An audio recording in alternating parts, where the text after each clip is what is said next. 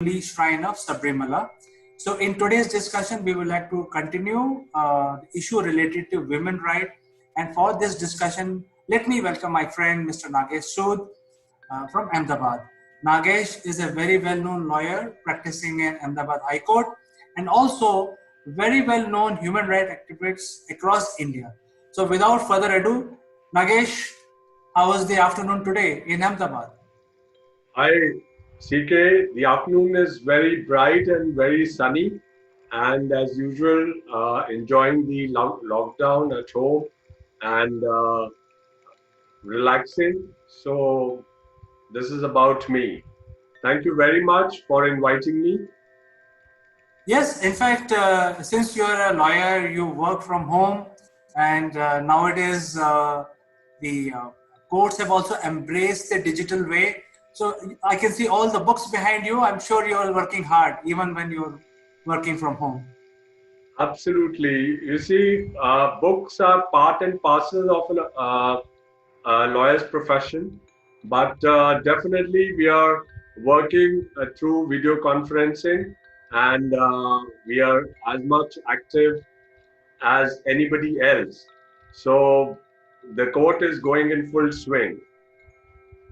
Great. So I think the subject for today is uh, women officers, cadet, and soldiers in army. They were not given a full commission for all these years, and recently they have been given a full commission. So we would like to know from your point of view, from legal standpoint, how does it affect the human rights of women in India? Well, CK, when we are talking about permanent commission to women in the army, we have to go back wherein, there has been 70 years after the birth of post-colonial independent state. There is still a change which is required in the attitudes and mindsets of people regarding women. And it has to come in consonance with the commitment and values which are there in the Constitution. So basically, what has been the mindset is that the profession of arms is a way of life which requires sacrifice and commitment beyond the call of a body. And women officers must deal with pregnancy, motherhood, and domestic obligation towards their children and families, and may not be well suited to the life of a soldier in the armed forces. Also, uh, uh, it is believed that a soldier must have the physical capability to engage in combat, and inherent uh, inherent in the physiological differences between men and women is the lowering of standards applicable to women.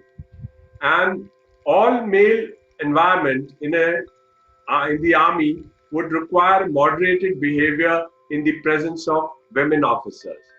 Also, there are physiological limitations of women officers, uh, uh, uh, which is a challenge. And therefore, these were the kind of uh, submissions which were before the Honorable Supreme Court when the case of Union of India versus Babita Punya was decided.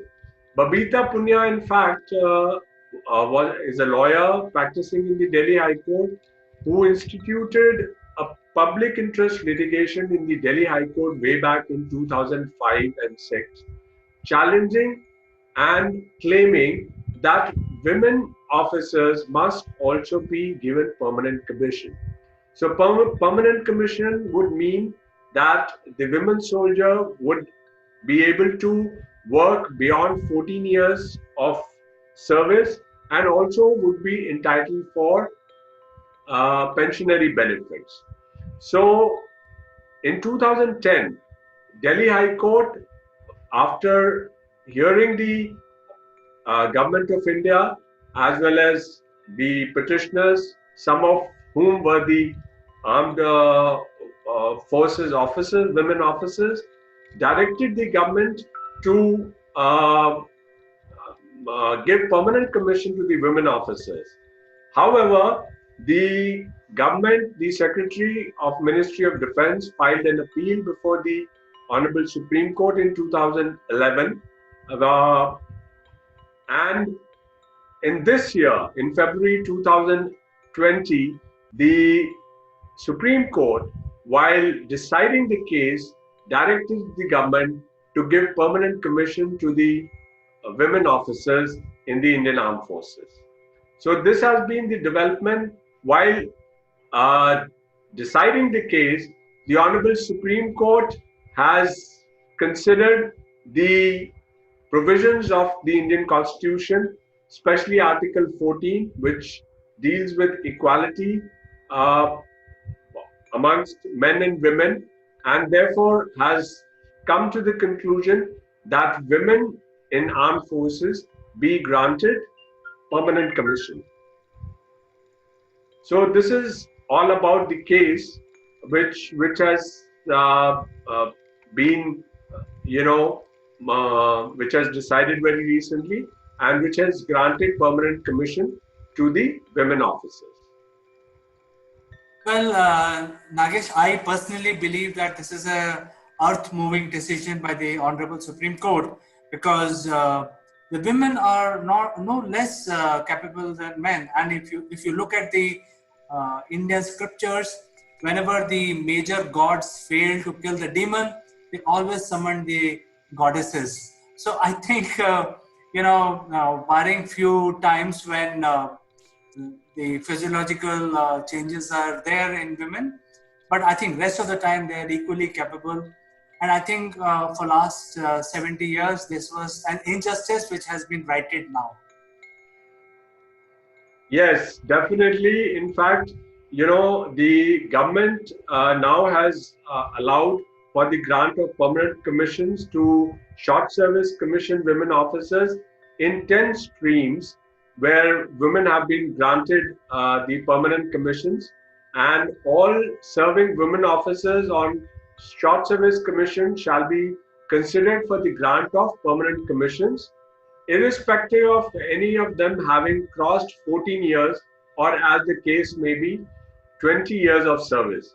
So the option has to be uh, granted to women in service as short service commission officers, and women officers on SSC with more than 14 years of service who do not opt for being considered for the grant of permanent commission will be entitled to continue in service until they attain 20 years of pensionable service. So we know that pension is only granted once the 20 years in the service is completed. So here was the case where women were uh, used to be, uh, they were allowed to continue for only 14 years, and they were not even given pension. So now that those women who even do not opt for permanent commission will be allowed to continue for 20 years, so that their service can be counted as pensionable service.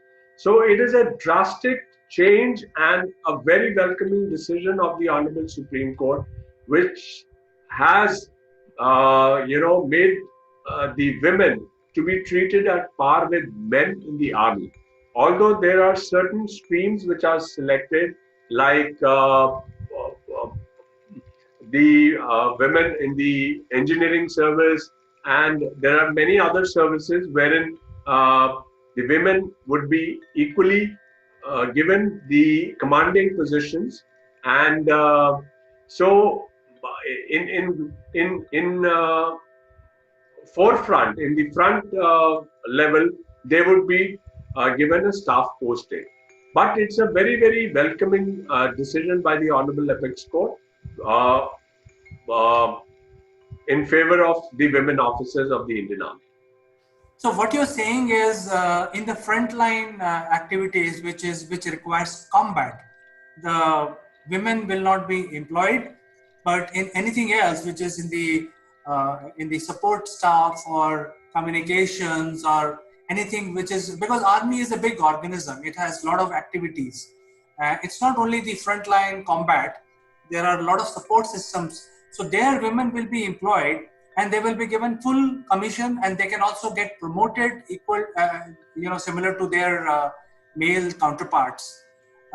So still at this point in time in Indian Army, the combat soldiers will not comprise of women. Is that right? Absolutely. You see, in fact, this was not the point of contention before the Honorable Apex Court. So the uh, policy which was put forth by the government endorsed that permanent commission for short service commission women officers would be granted in uh, 10 streams, which include combat support arms, service section, which includes signals, engineers, army aviation, army air defense, electronics and mechanical engineers, army service corps, army ordnance corps, and intelligence, in addition to the existing two streams of Judge Advocate General, that is JAG branch, and Army Education Corps. So these are the streams in which the government, through its policy, which was submitted before the Honorable Apex Court, have granted permanent service, permanent commission to the women officers. So does this apply to the fighter pilots as well, or so can women become a fighter pilot now, or no?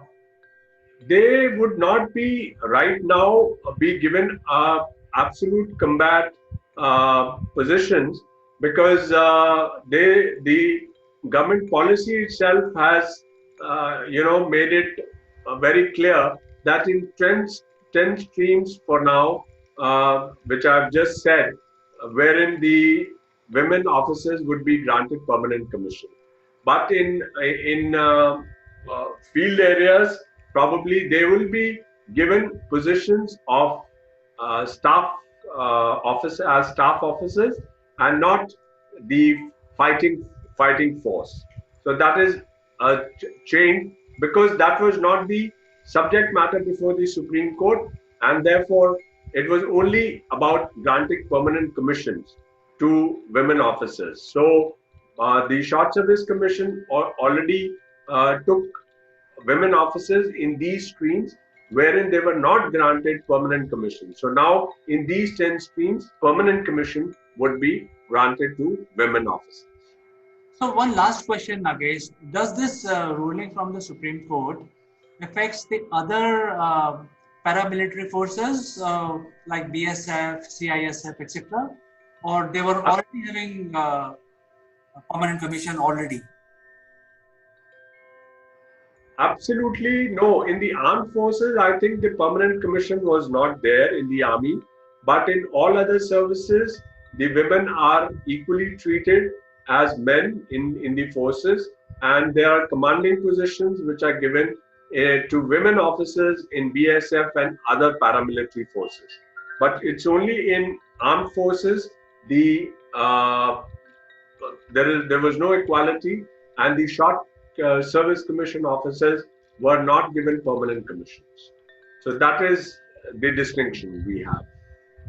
I think this is a very great move by the Indian judiciary system and also the political system, because now there is a equality. The current dispensation is trying to create equality across all walks of life, including the defense services of India. However, with my little knowledge, I feel that the Navy is a very potent combat platform. So how this affects the officers and cadets, sailors who are women in Navy, because there are ships and they're always in combat. So I think that we will discuss on some other day. But I think this was a very fruitful discussion. Uh, it is a fantastic news for all the women who are working with defense forces. Now they have an opportunity to work as long as they want in the defense services, in the service of the country. and also become eligible for getting the pension, just like the men soldiers and men officers. So it was pleasure talking to you, Nagesh, with your insightful knowledge that you gave us today. Thank you very much. It was pleasure indeed.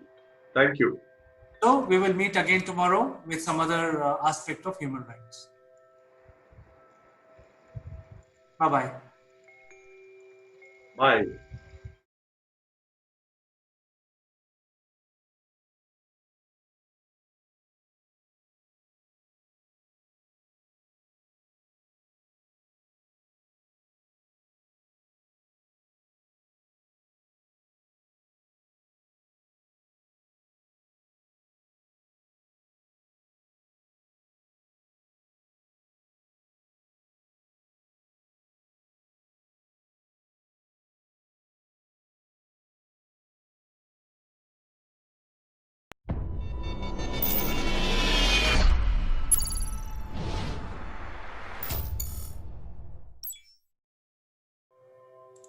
Hello friends, I am Kanchan from Akulmach Technologies and you are welcome to our show Nations. And today we have Sikesh Srivastav, who has a deep interest in corporate training and is closely associated with radio broadcasting. So welcome to the show, Sitesh. How are you doing today? Thank you, Kanchan. Every day talking to you seems like a meter ticking on the life, like a taxi meter. So in this COVID and the end of 2020 is just 2 days away. How are you? Yeah, I'm fine. And see, Sitesh, all these all these last year and all these days are quite crazy days because we are waiting for the vaccine. And you see all our life pattern is kind of upside down. We are not going out, we are not meeting people, we are not meeting our friends, relatives, and waiting for the vaccine. And you know, Sitesh, that there's a dry drill which was conducted on December 28 and 29 in Assam, Andhra Pradesh, Punjab, and Gujarat. The exercise was aimed at the testing of vaccination process, including planning and preparation, creation of facilities, users on co-win application, session sites creation, mapping of the sites, healthcare workers, data upload, receipt of vaccine and vaccine allocation by the district, session planning, deployment of vaccination team, logistic and mobilization at session site. So all these is being done because we are hopeful to get vaccination in very, very near future, maybe in the month of January or Feb. So, Kanchan, the biggest vaccination campaign has already begun, as we have seen. More than 4.6 million doses in 16 countries have been administered already, according to the data that we have from Bloomberg. And vaccination starts in the US from December 14 itself with healthcare workers. And so far, 2.13 million doses have been given out in the United States, which is the most affected country with this COVID. The challenge with the vaccine is multifold. Have the scientists done enough trial? That is what the people are asking. The most prominent one, the Pfizer BioNTech vaccine, which is being given out apart from the Moderna vaccine. You know, the Pfizer BioNTech vaccine was not taken by the executives of the same company. There have been some cases where the nurses, the healthcare workers who took, they passed out and then they regained conscious a couple of hours later. That took the whole hospital by fear. And you know, these vaccines, the way the 64 or 70 odd vaccine trials are happening, they are into phase 1, phase 2, and phase 3. Apart from US, there are other countries also. But the question remains, which I'm asking to my friends and associates. who will be in the priority number 1 to receive it, and who will be priority number 2 to receive it? Will it reach the normal public? Will it be like me, a normal healthy person walking to a clinic and asking for it and getting it? What is the difference between dose 1 and dose 2, and how many weeks? All these questions uh, are something we have already started seeing along lines in front of the clinics. And those are again dangerous signs. With a new strain coming in, that also is a question whether the vaccine that is coming, is it effective for the new strain as well? So there is a lot of fact and lot of confusion. And therefore, it is important for us to find out and follow the news carefully from the right kind of sources. Yes. Even when you talk about what we are going to receive in India. Yes. So actually, Sitesh, nowadays what I feel is based on the reports, the situation is quite critical because there are more than 135 vaccine candidates in different stages of clinical trial, while 44 of them have reached to a critical phase of human trial. Currently, there are at least 91 potential vaccine in pre-clinical trial which are still being tested on animals. Now, when I'm talking about this, again, you see, we are very hopeful about Oxford University vaccination because this vaccine is produced by Oxford University, backed by pharmaceutical giant AstraZeneca, is one of the front runner in the race of producing a safe and effective vaccine for COVID-19. The potential vaccine has been developed using a weakening version of common cold virus and has been combined with a genetic material of spike protein of SARS virus. So you see, we are hopeful for this, and we are also batting for this Oxford University vaccine because I have heard that Pfizer vaccine require minus 70 degree for the storage. Otherwise, it get corrupted. It is not useful to be given as vaccine. So as I told you, things are quite critical and quite worrisome. Yes, Kanchan, and I'm also quite upbeat about the Oxford jabs, which is supported by our own Indian Serum Institute of India, SII. They are manufacturing, I hear they are manufacturing 50 to 60 million doses of Covishield. But Kanchan, I would say these 50 to 60 million doses, most of the volume will be geared up to be given in India. If it has to be exported out of India, they has to go for some more approvals and checks, which will take another month or so.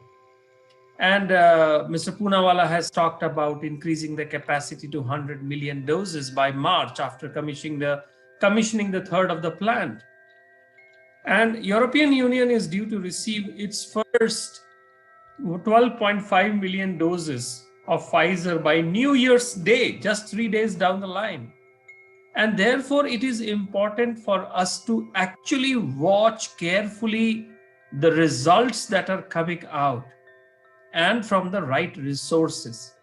And there would be a lot of fake news as well. We have to clear what we are seeing and receiving because we are truly in a fear-mongering business also. And that's something we need to separate from the real news. And therefore, many people are saying that, okay, I'm not going to be part of trial, but I would like to wait and watch. There have been, during the trial, people have put up some court cases because they developed some kind of allergies and rashes. So who is going to get the first one? Dr. Fauci, the chief epidemiologist in US, he took the Pfizer vaccine on television. So people like those and the big ones, the leaders, they should come on television and show that they are taking it.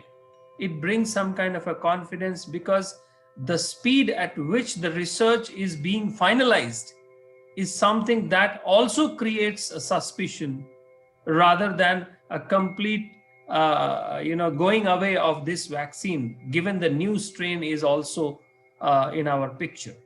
So the new year is not going to be a really great celebration, Kanchan, I would say. Yeah, I feel that celebration, maybe we should feel happy that at least we have a vaccine. But then the after effect of vaccine is still a critical analysis, because what I heard that the volunteer who took this vaccine, which was developed by Pfizer, and she experienced a headache, fever, aches all over her body after taking one dose, and then there was a severe hangover. So all these are it's said to be a mild side effect, and nobody has come out. The company who are developing these vaccination have come out with sure shot analysis that it is 100% cure, 100% cure COVID, because they always say 70% and 30% they say that it's a side effect. So what as you told that Oxford University will be selling its vaccination under the name of Covishield in India, and that will be produced by Serum Institute of India. So that is again gives a little hope, because this company, the Serum Institute of India, is the world's largest manufacturer of vaccine by volume. So SLL is currently like overviewing the critical phase second. So I think we sit and see what's happening, and is this will be viable for people, and it'll, I think we'll may have good days ahead in 2021. We are hopeful. So Be hopeful actually. I hope so. I hope so. But and that's the reason I told you that I would rather reserve the word Happy New Year and just say, may the new year be good for all of us and to you or in your family, rather than being upbeat. While also it is important to note, Kanchan, that while the vaccines are being rolled out, let's not let our guard down for even a minute. Whenever we are going out and meeting people, we have old people at home, and there are a lot of myth around the COVID, the myth busters. We all need to know the myth busters. We need to spread the myth busters, starting from 5G mobile networks, alcohol, antibiotics, bleach, cold weather, snow, drugs, garlic, hand dryers, a hot bath, hot and humid climate, masks, exercise, methanol, swimming, supplements, shoes. So many of the myth busters. We have to be really careful while the vaccine is available. And it is important also to restrict the travel. You see, the new strain has traveled already to many parts of the world, and it has more potential ability to infect and spread. And therefore, we have to be really careful, be doing whatever basic we can do at home while we wait for the vaccines. And we all have to take care of ourselves and our family members till such time, which I think is August, September 2021, when the more producers of vaccines would be able to supply to India. We have to hold on to this fort till at least August, September. And I believe only the most vulnerable one would get it in January. And that's the best way to administer it, because it is not possible to give 1.3 billion people of the country in the first 2 months itself. Yes, and the current tally of COVID patients is more than 1 crore in India itself. And there's another company which is Moderna and National Institute of Allergy and Infection Diseases. They are also developing their vaccine, which is into third trial, and the study shows that there's no side effect of this vaccine on candidates. So I think yes, what you said is right. We have to maintain our social distancing. We have to clean our hands on daily basis as the precaution we were taking. We have to continue with that. We have to eat healthy, and we have to strengthen our immune system. So all precautions we have to take care, and you have to wear mask to really safeguard your health. And let's not go out on 31st evening anywhere. Yes, surely. Celebration at home. And maybe, Celebration at home like Doordarshan style. yes, like we are talking to each other. And though I gave Yes. invitation last time, but then again, there's a critical situation. So we have to stay where we are and safe and healthy. It was wonderful talking to you, Sitesh. And we look forward for a good days to come with this introduction of vaccine in India. We are hopeful. Thank you, Kanchan. All that ends well, does well. Bye bye, Sitesh. Bye.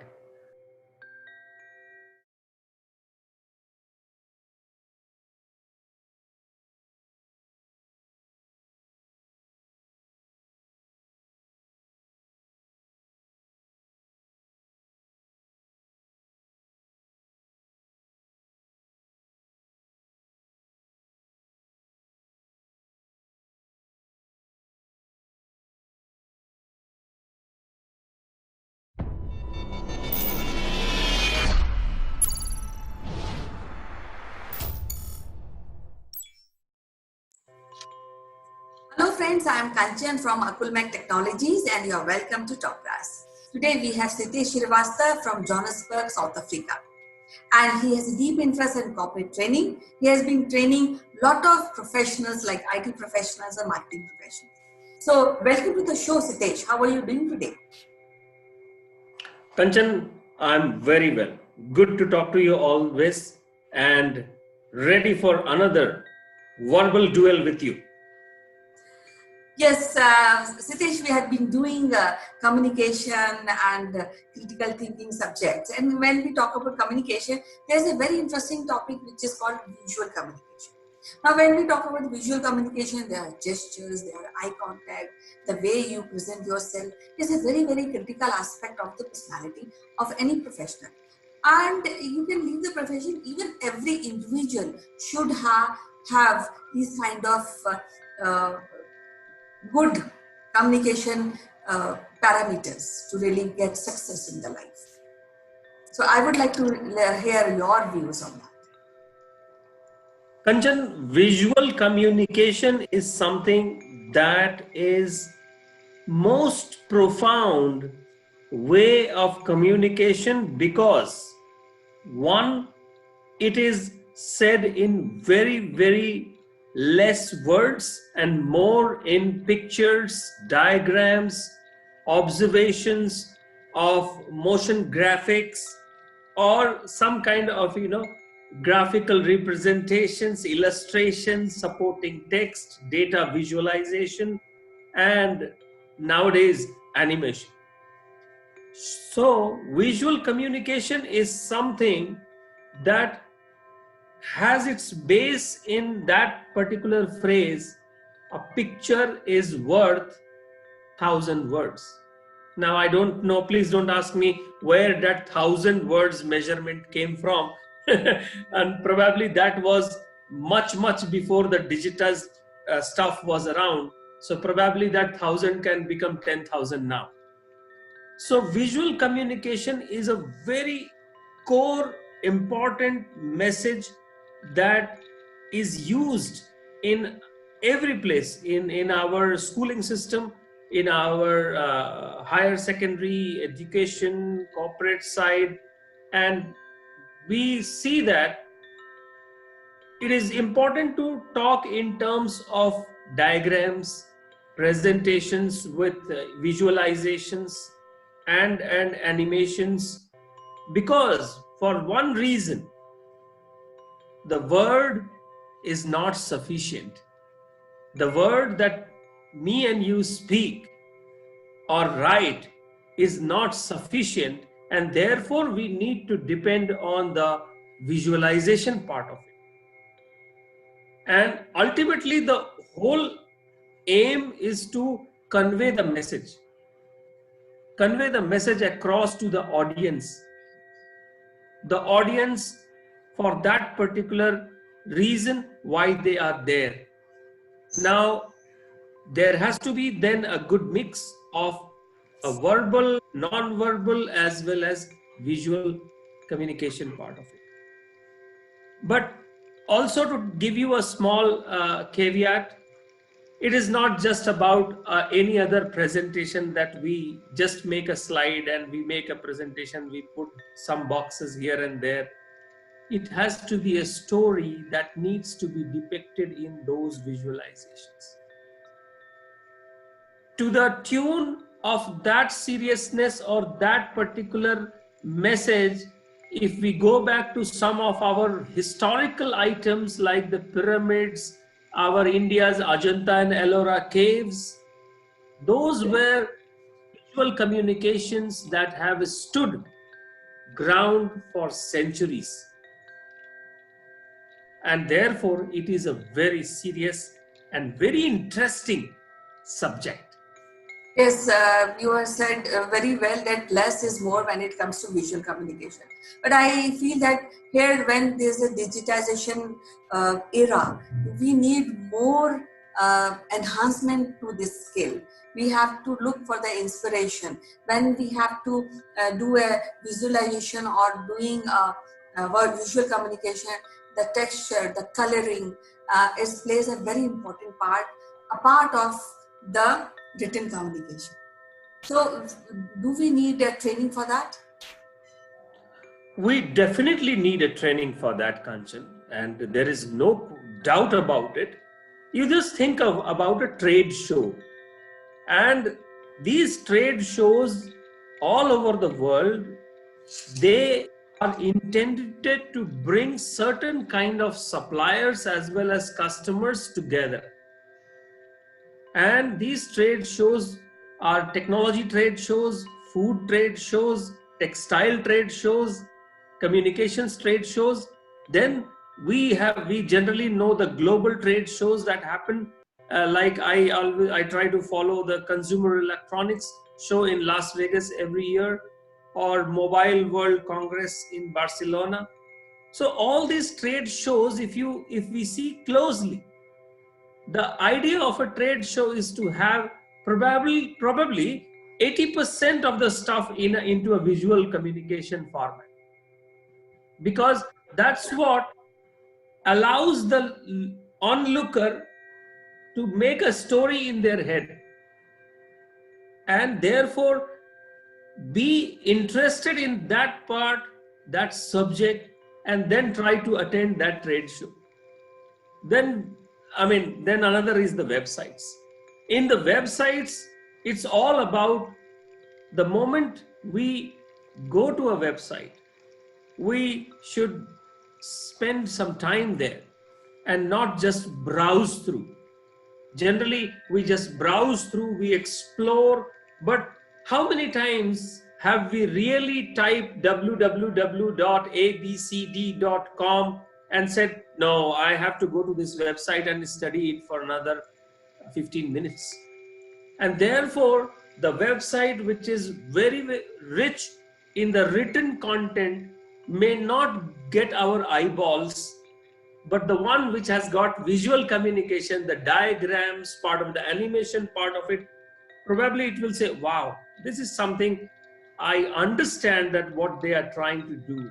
Because when I am at a website, I'm probably not going to buy something from them or I just want to see whether the people behind that website or the company, the organization, they have thought through about the solution or a product or a concept the way I understand it, right? And therefore, visual communication also needs to have its content strategy, and that content strategy has to be agreed by the stakeholders, because once it goes out, you actually can control your word, but you cannot control your visual communication, because it could mean something different that probably the content strategists have never thought about, right? Yeah, while speaking to you, I have an idea, so I just want to share with you. The visual communication is with us from very, very long time. Even when the languages were not developed, there were cave paintings. So it's visual representation only. And when the children go to their nursery, they are visual representation only about alphabets. So it's a very, very critical aspect of communication. And when we grow up, somehow we mingle with words and we get confused sometimes. So I feel that for a good visual communication, we need a good inspiration. We should have how to use the whiteboard properly. That sense has to be developed. And how to really color combination, how to reach out through visual communication without saying anything. So what will be the best age when it comes to visual communication to teach, to really train the individuals? I think, Kanchan, the visual communication needs to be taught from a very, very early age in the schooling system, or probably before that.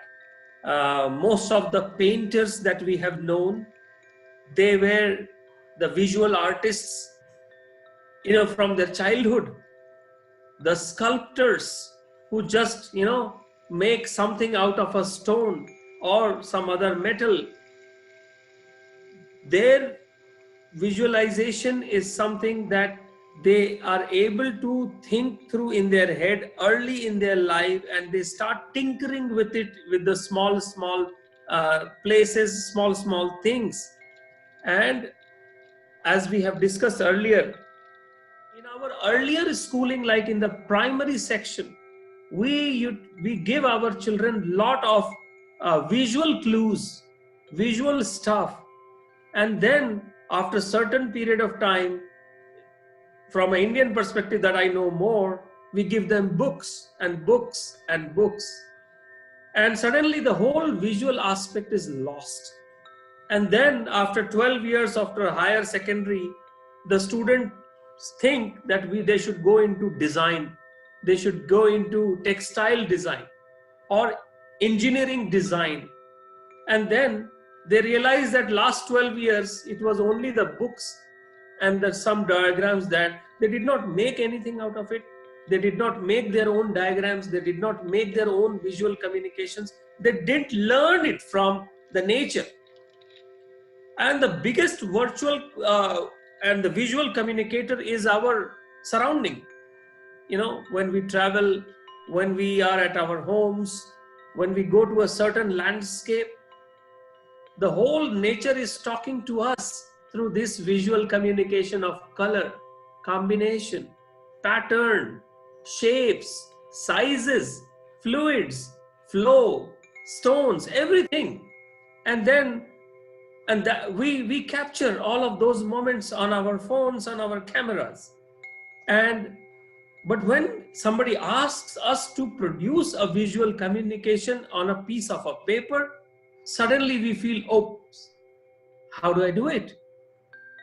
What is the storytelling? What is the narrative? How do I put it all into pictures? And then we go to those standard boxes and those few of those templates that we have known, and we put it there. But I must say, I'm seeing some great stuff in the visual communications coming these days, where problems are being narrated as visual stories, visual resumes, video resumes are being put across. And I think people are thinking more and more, for one simple reason: nobody has time to read all that stuff. Nobody has time to read. From a resumes point of view, people would say, oh, 3 page? Oh, 3 page is actually too big. 1 page? Can we get 1 page? Few paragraphs? Then people say, okay, now let us bring something in the visual part. So something which we see every day, around us all the time, but we ourselves are not great visual communicators until unless we are taught by someone or something. And that we all can think of doing it for our youngsters. That's my feeling. Yeah, now the new education policy is there. Prime Minister has inaugurated this and has been implemented very shortly in the schools. So I think the policy makers or the educationists, they will take up inputs, and maybe they'll take up this subject as a very initial age of the child in school. So it was great talking to you, Sitesh. As usual, we'll take up this subject and extend our views in further episodes. So till then, bye bye. Take care. I will leave you with my last thought. We say seeing is believing. That comes from the visual communication. No one says reading is believing. Seeing is believing. Thank you, Yes, Kancha. perfect. Thank you. Take care. Bye bye.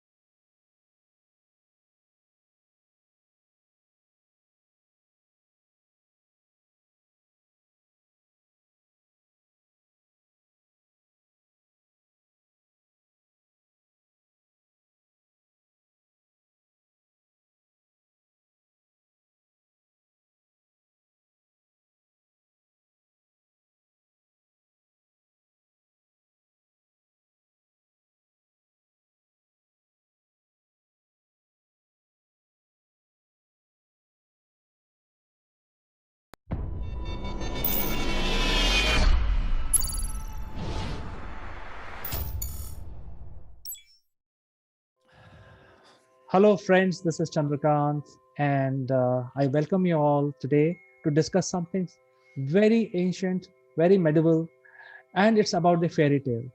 All of us have, we grew up hearing the grandma tales about fairies and the lords living in the castles and, having a fairy day, fairy like life, meeting their Prince Charming. So let me invite my friend from UK, Mr. Nebel Gund, to discuss exactly this aspect of our today's life. Good morning, CK. Good morning, everybody. I'm sorry, but I've left my fairy wings in the garden. We haven't got them on at the moment. But yes. Are these fairy tales or are they close to reality? What do you think? Well, when we were kids, we really believed in them. We always believed there was a king, a queen, a princess, and a prince, and they had a happy ever after moment. But now we have become mature, and we try to put the things in perspective. I personally feel the life would have sucked inside a castle simply because you need to get your water, you need to do your chores, you need an army of servants to do your work, and there was no piped water in those days. There was no pump. How they would have got their water supplied to the king's chamber or queen's chamber or bathroom so high up in the turret?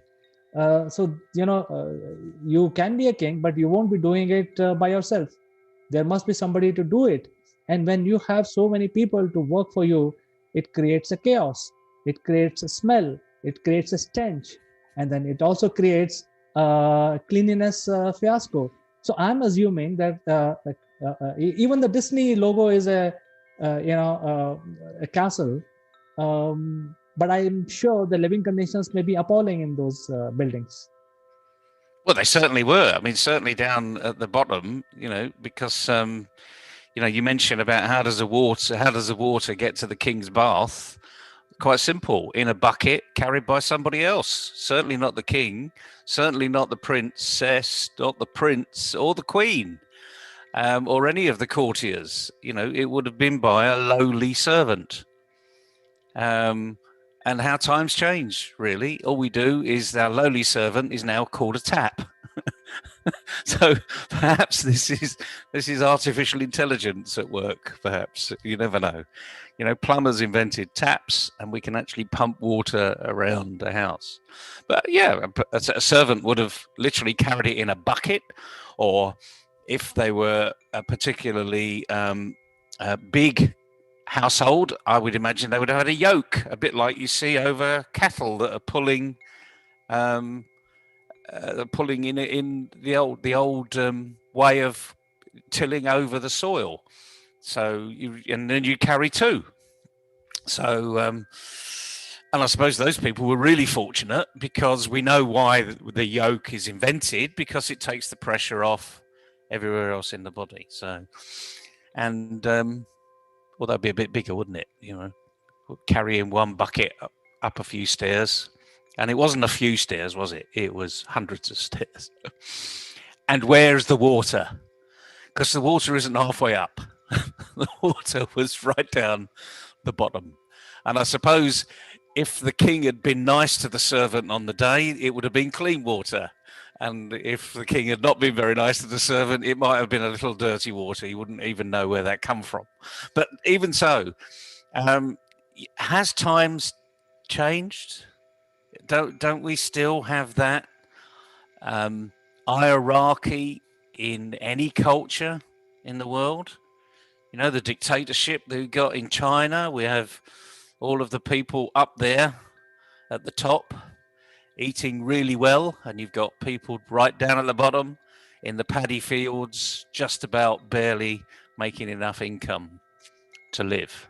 But even in a democracy, it's just as bad. We've got slums all over the world in democracies, and we've got very rich people living just outside those slums. So has anything changed? Has that fairy tale actually really close to reality?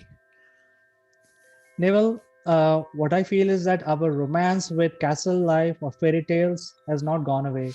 The castles and the forts have disappeared because humans realize that they are not good enough, but we have simply copied their ways into our real life, and we actually talk about pyramids.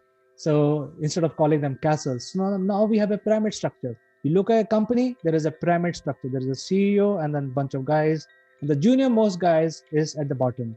If you look at society, it's again a pyramid where the ruler of the country is really in a very cozy and nice place. Whereas, as you said correctly, there are slums and so on and so forth.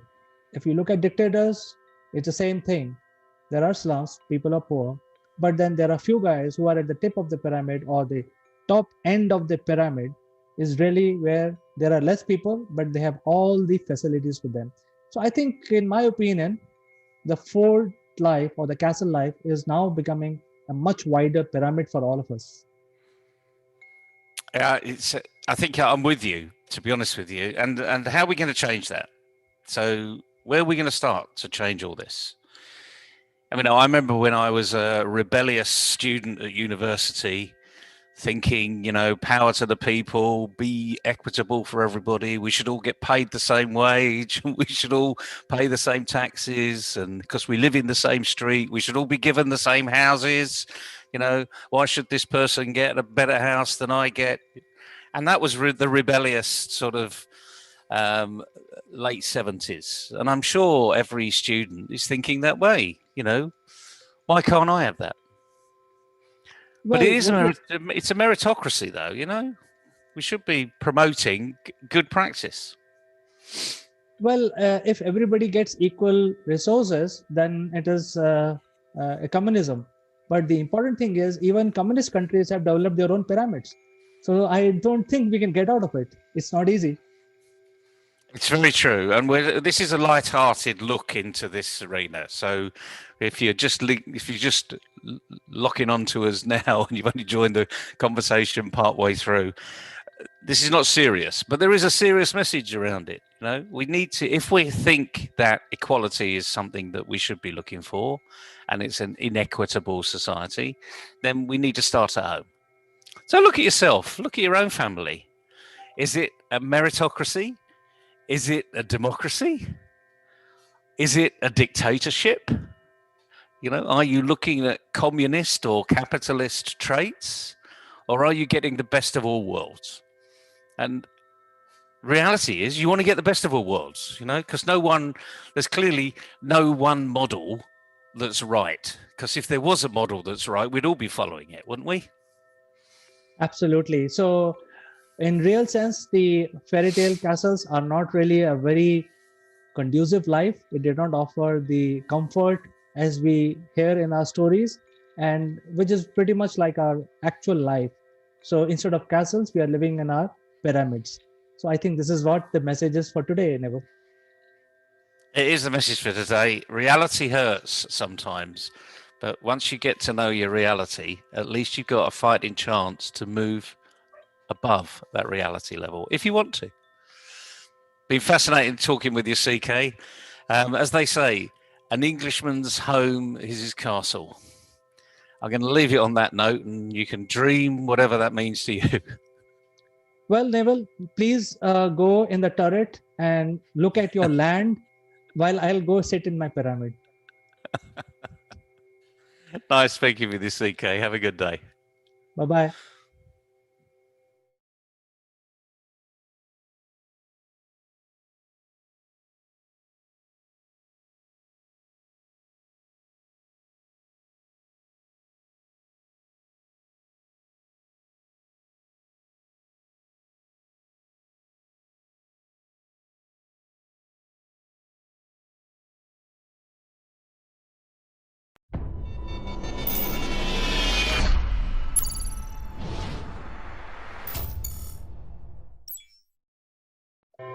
Hello, friends. This is Chandrakant from Akulmach Technologies, and welcome to Legal Matters. Today, we would like to discuss about the right of freedom to protest, and in the wake of what happened on 26th of January 2021. To discuss this further, let me invite my friend, the very popular advocate, Mr. Jeet Bhatt from Ahmedabad. Thank you, Chandrakant, for having me and for this discussion. I'm looking forward for this discussion. Yes, Jeet, in fact, the horrific pictures of January 26th of 2021, when the flag of India was meddled with, and the national monuments were desecrated. While the protesters have the right to protest, but what was really going on from the legal standpoint? You can, tell our viewers a little bit more details about the freedom to protest and what is the, acceptable freedom to protest. Yes, absolutely, Chandrakant. With respect to what happened on 26th of January, we saw several violent instances where the police as well as the protesters clashed and there were injuries on both sides. So this raises some important questions on what are the rights or the constitutional fundamental rights of a citizen with respect to protest, and also the fundamental rights of citizen for a proper and public order, because it is very important that protest should not turn violent, and therefore there are reasonable restrictions imposed upon this right to protest and raise objections with regards to the stand or action of the government. So first of all, right to protest is a very important right under the democratic setup, and it is guaranteed under the Constitution under Article 19, 1A, B, and C. So there is no such word used as protest, but what the Constitution provides is the freedom of speech and expression, also the freedom to assemble peacefully without arms, and also to form unions. So these three fundamental rights of citizens construed together give a very important right to the citizens to protest, raise objections, resist, or even show its dissent of any action of the government. So therefore, in a democracy, as you are aware, there are several voices. And India being such a pluralistic country, every part will have its own concerns, issues, and every citizen is given this right to protest and voice its opinion. So basically, it's a very important democratic and civil right provided under the Constitution, under Article 19, 1A, B, and C. But also, Article 19 is subject to certain restrictions which are provided under the Constitution and Article 19.2 to 19.6. So it provides and gives the power to the state to enact a law which reasonably restricts these fundamental rights of the citizens. So, with respect to what restriction it provides, is that in order to secure public order, in order to secure the security of the state can impose certain restrictions which have to be reasonable upon these fundamental rights of the citizens. So, therefore, we see that the Code of Criminal Procedure, the Indian Penal Code, the Police Act provides for powers and mechanisms and procedures where such rights of persons who are protesting or expressing or assembling or even forming union can be restricted, and the proper mechanism is provided. With respect to what happened on 26th January, we see violent protests happening. Also, the public property was damaged. So this raises an issue as to what extent these fundamental rights are given to citizens. But with respect to that, there are several decisions of the Supreme Court on this issue which I want to highlight. The first, which I want to point out, is the judgment of Ramlila Maidan incident versus Home Secretary Union of India, wherein the Supreme Court recognizes this right to peacefully and lawfully assemble together and to freely express oneself, coupled with the right to know about such expression, which is guaranteed under Article 19 of the Constitution. Such a right is inherent and is also coupled with the right to freedom and liberty, which have been conferred under Article 21. In the Ramlila Maidan incident, what had happened is in the night when the protesters were protesting and sleeping, the police officers had tried to disperse them and done a lathi charge and injured several protesters. With respect to that incident, the Supreme Court said that no, this is not fair and this is not proper mechanism of restricting somebody's fundamental right. The Supreme Court also recognized that right to sleep, peacefully sleep, is also a fundamental right under Article 21. And therefore, you cannot disturb someone in such odd hours and do a lathi charge and use force and disperse the crowd, because they are exercising their fundamental right to sleep, and also they are exercising their right to protest. So police, that was an excessive force of police, and which the Supreme Court said was not proper and constitutional. And even the use of force should be within the bounds of the Constitution. So there are restrictions upon the state in order to use force. But with respect to the right of the protesters, it is also clear that the fundamental rights are not just of the protesters, but also of the residents of the city. The people living in the city also have the right to have a proper public order, public decorum, morality, decency. And the rights of others cannot be trampled only because the protesters want to protest on the peace. So therefore, the Supreme Court in the matter, uh, in the judgment has held that the protesters should be allocated a proper place to protest, and the protest should happen peacefully. And in that allocated place should be such that that should not disturb the proper flow of traffic, proper flow of movement of other citizens. So therefore, considering these restrictions, the right to protest can be continued. But on 26th January, we saw that the protest had were disrupted.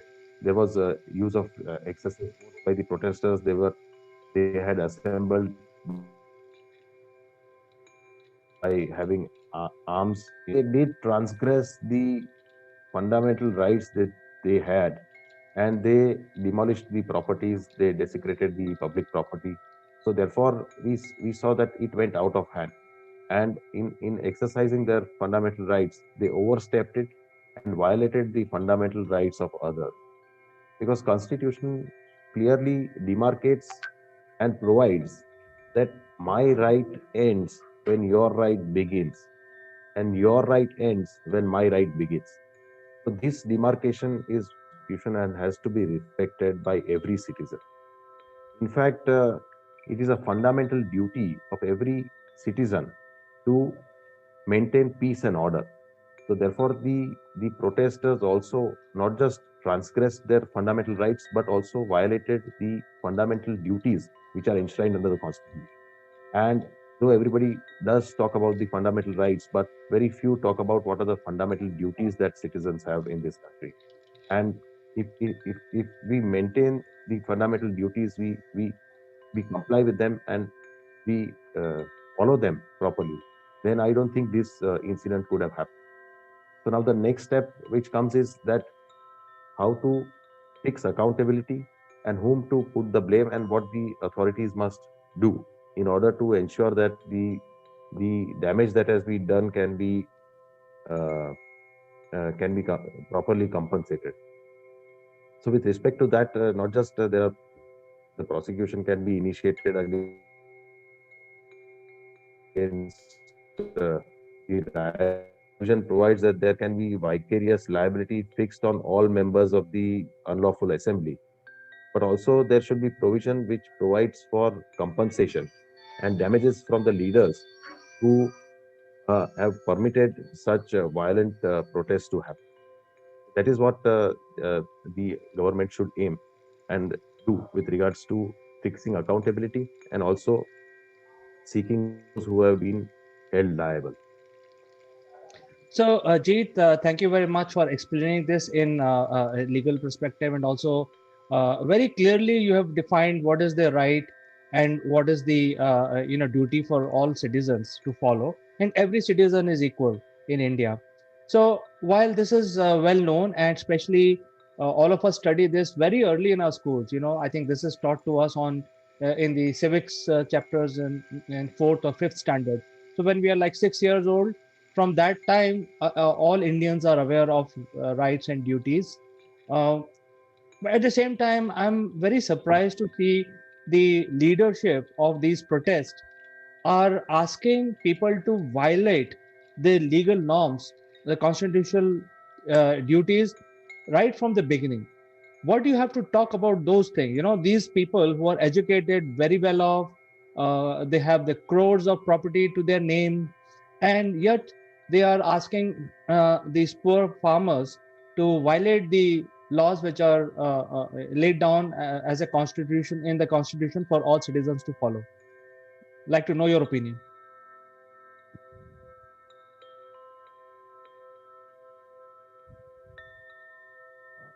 Yes, Chandrakant. So we see that the leaders uh, don't lead their members in order to ensure that a peaceful protest continues, and they want to use force. But that is not how a protest should happen in a civilized and a advanced democratic country like India. We saw protest in Hong Kong for almost a period of more than a year, uh, but it did not result into damage to public property to such an extent.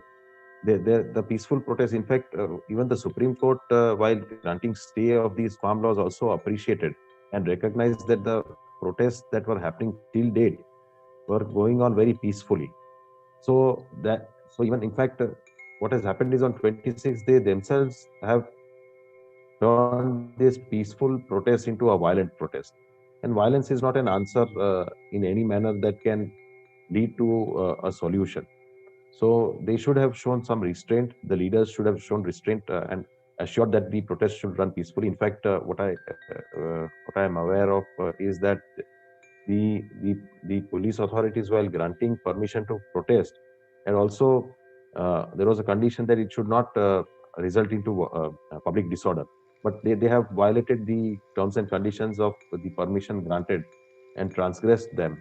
So therefore, yes, so the leaders are to be blamed, and the accountability has to be fixed, and proper compensation should also be, orders should be passed to recover the amount of damage that has been done from these leaders. Yes, and again, surprising thing, Jeet, is that they still continue to violate the law. They have not vacated the street, even though the government of India had provided them a separate area where they can continue their protest. They have refused that. They have refused the advices given by the Supreme Court of India. They have also refused the government initiative. 11 talks have happened. And now, after committing such a big crime, which is our national day, it's a pillar of our democracy, which we celebrate on Republic Day.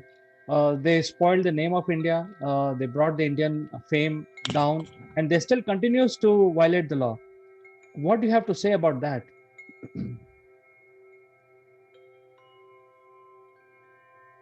Well, Republic Day has its own significance because on 25th, 26th of January, the Constitution of India came into exist. So that day, we became a republic democratic country, and that no citizen should ever forget.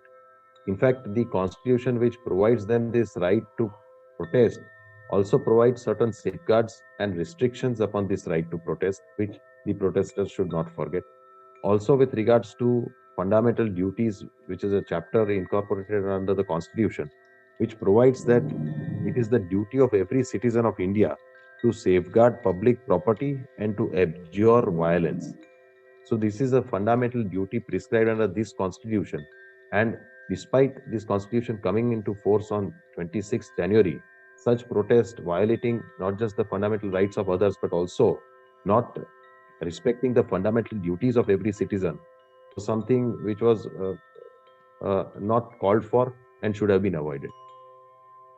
So going forward from here, what is the way out for the protesting leaders, because they have violated all norms of a democratic setup?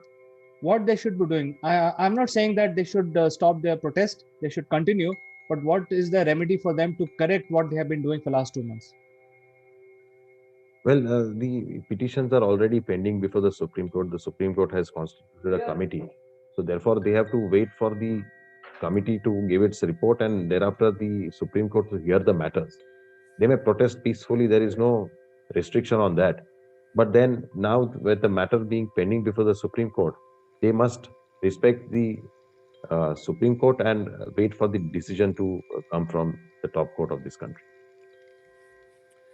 Fine, Jeet. I think you have very well explained the whole scenario for the benefit of our viewers, and I'm sure most of us are already aware that some blunders have been committed, and I think people who are doing all this needs to correct. I think the message should be loud and clear that they should stop violating the law and set an example for all of us. So thank you very much, Jeet, for coming to the show today, and we will catch up again next week with something even more interesting. Thank you very much, Janak. Bye-bye.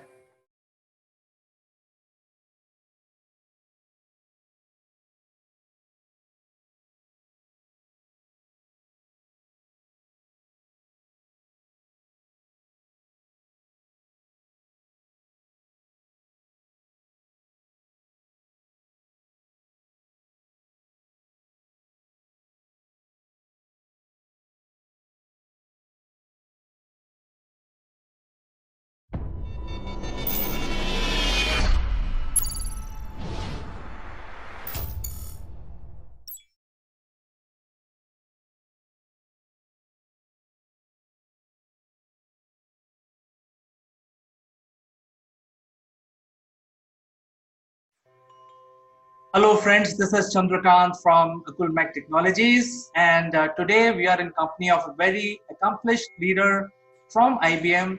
Her name is Melissa Sassy, and she joins us from SFO, and she is the chief penguin of IBM. Melissa, welcome to the Likeable Leaders segment of our program. Thank you. Thank you for having me. I hope I'm a likable leader. Oh, of course. I mean, you are such a popular leader. You are world famous, so you are definitely a likable leader. Wow, my head might explode.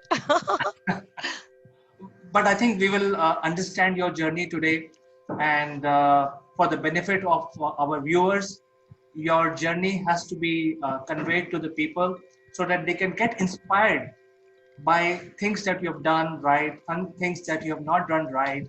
So I think this discussion is about all of that. Awesome. So, good. I'm here. I'm ready. Fire away your questions. I think I have answers. Melissa, you had such a versatile journey. So to begin our program, I just want to say as an overview, I mean, we have a lot of questions, but as a start of an overview, where it's all started and how you became what you are today. Yeah, my journey is one of taking my worst nightmare and turning it into my superpower. And what I mean by that is about 13 years ago, my children and I became victims of parental kidnapping. And my children, they're safe, they're healthy, they're normal adjusted kids, but I never got them back. We're still in contact. They know they have a mother who loves them, and they know that this was not something that I opted for, I chose, or I even imagined. And I think a lot of people ask me, well, wait a second, how can something so awful turn into something that is a superpower? Like, unpack that for me.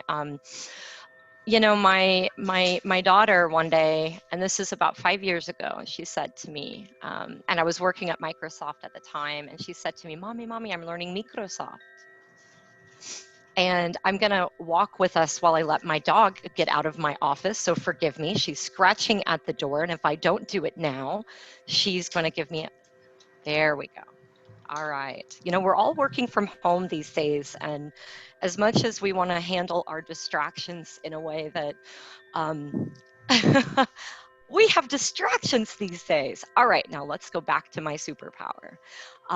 So she said to me, Mommy, I'm learning Microsoft. I'm like, what do you mean you're learning Microsoft? That's her accent. She's got a bit of a French Arabic accent because she has spent most of her life now in Tunisia. So sandwiched in between Algeria and Libya, the spark of the Arab Spring, the Jasmine Revolution that essentially changed Tunisia and the region. Some for the good and some maybe for the not so good.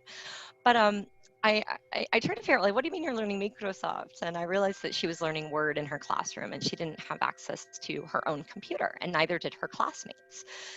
30, 40 kids shared a computer, and she would go to the front of the class when it was her turn and file, open, type, and all the things you do with Microsoft Word. And I thought, wow, how can any young person really learn to become a creator, a maker, and a doer, empowered by technology as opposed to a consumer of technology, if they're not exposed, through either formal or informal education. And so my daughter, was talking about how she learns in her classroom, and my kids had technology at home. So, laptop, tablet, phone, I got all of those things for them because I'm essentially a digital mother. I know that sounds kind of strange, for those who have not went through something that I've went through, and, everybody handles their things, their nightmares, their tragedies in different ways. But I thought, there may be something I can do about this. I mean, hey, I work at Microsoft, and so I went back to my leadership team and, found a way to get computers into our classroom. And what kind of led from, what kind of started from, hey, let me get my kids some computers, ended up becoming a program between Microsoft and HP, where we sent 400 laptops to 20 Tunisian schools, and a collaboration with the Ministry of Education. And I started thinking about, what is it that, technology can bring young people? And I realized that it's not just having a device. It's not just having access to the internet, which, by the way, only 50% of the world has access to the internet, actually 52%. And I realized that, a big piece of making meaningful use of the technology in front of you, whether that's a physical device or, internet access, is skills, digital skills.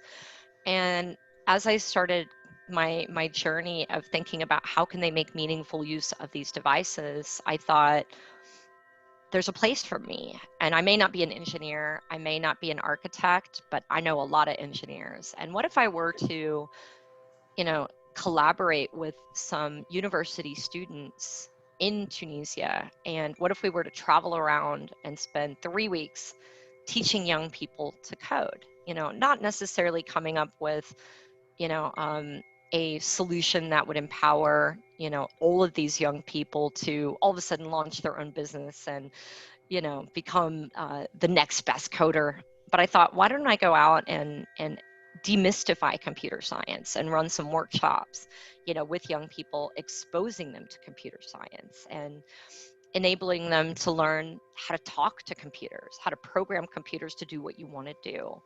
And so me and 3 or 4 young students had a trunk full of laptops, and thanks to HP, we traveled around the country teaching young people to code. And what was kind of the beginning of all this was really just a summer vacation of giving forward in the community and feeling good about empowering young people through tech. And every time we went to a town, sometimes the mayor would show up, sometimes we'd have like banners all over a town center.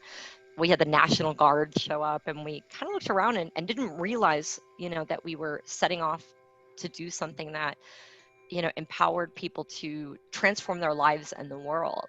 And we came back home from this 3-week journey, all of us in this stinky car, me and 4 engineers and our trunk full of laptops. And we're sitting in the capital of Tunisia, in Tunis. And I said, guys, gang, this wasn't just a summer vacation.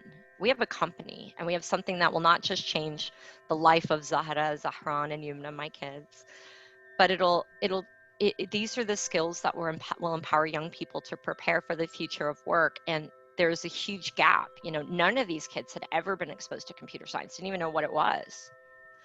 And this is not just something that is relevant in Tunisia. It's relevant on the continent of Africa, the region, the Middle East and Africa, and the world. And so we launched a company. And I think a few years later, fast forward to today, my life's work is digital inclusion and technology entrepreneurship. And that's all about empowering young people through access to such skills. We've now taught tens of thousands of young people to code in 12 countries, and it's fueled a career shift for me. So I now am a CEO and founder of 2 companies, and I also am the global head of a startup program at one of the largest tech companies on the planet, thanks to my daughter one day saying, "Mommy, mommy, I'm learning Microsoft." What a story, Melissa. I think nobody can tell a tragedy and say that, hey, I turned the tragedy and my personal experience into my superpower. I think it's quite inspirational, and people who can, because most of us live in a very cozy environment and we don't see the hardship. So I think, thanks for sharing some of the personal side of you. I think it's quite inspirational. Thank you. It's taken me a long time to be able to figure out, how to transform that experience into something positive, and not just positive for me and my outlook on the future, my mental health, my physical health, but it's also been something that I think has empowered, many young people from around the world. I often write recommendation letters for the students who participate in my program. And at one time, a large percentage of my students actually received scholarships to come and study in the U.S. For a year or 4 years. A large percentage of them are very interested in international experience and cross-cultural dialogue, because one of the things that I do in my camps is we think about problem solving, we think about solving world challenges, we think about bringing in world leaders who are doing really interesting things in technology and entrepreneurship. So when these young people are going out and learning to code, they're not just going out to learn to build things for the sake of building things. They start off with, what are some big wicked problems in the world, in your community, and how does it impact you and your family, or you and your friends? And how can you create locally relevant and locally generated businesses and technology, versus expecting everything to come in from Silicon Valley, but creating local leaders through this concept of how do you empower young people through problem solving, through critical thinking, crucial, how to have crucial conversations, how to manage your reputation and your personal brand. But how do you get those core skills, those core technical skills where you can hands-on build a mobile application or an IoT device that connects into a mobile application or an e-commerce solution, or even just a plain old website? So I think you must have had a lot of challenges while doing your work or doing charity or enhancing the life of these youths with regard to language. So in Tunisia, do they speak French or? Arabic and French. It's a version of Arabic, and actually, I taught myself the local dialect. I'm not perfect, and I can't read or write, but I am competent. And I've done TV interviews, I've done radio interviews in the local dialect, and I always start out my camps when I'm there. I'm not always there because my team really handles everything locally. And my team, by the way, is all youth led and youth run. So I have one person under the age of 35. Everyone else is, I have one person between 25 and 30, 25 and 30. And then everyone else is under the age of 25. In Tunisia, a lot of young people now are quite competent in English. Previously, the older generation or previous generations learned French and Arabic, and a lot of the school stuff was in French. The educational system is still very kind of French and very theoretical in fashion. So a lot of young people, finish school, finished university without having practical experience, because they've spent a lot of time memorizing things but not necessarily knowing how to put those things into place practically. So that's kind of one of the other things that I think about. But I've been going back and forth to Tunisia for many, many, many years. I usually am there several times a year. I usually spend my summers there. So many times I'm around people who do not speak English and only speak Arabic or French. So I've picked up the dialect and tried my best. I'm very good with languages. I lived in France for a year. My French is not great, but I'm okay in French. And then I also am fluent in Spanish. So this shows that when there is a will, there is always a way to pick up different languages, even though they are from a different segment. So, I mean, French and Spanish are from the Latin segment. So, but I think it's good. I think my Italian is not bad either. I can, and sometimes I can read okay and figure out the gist of things in Portuguese.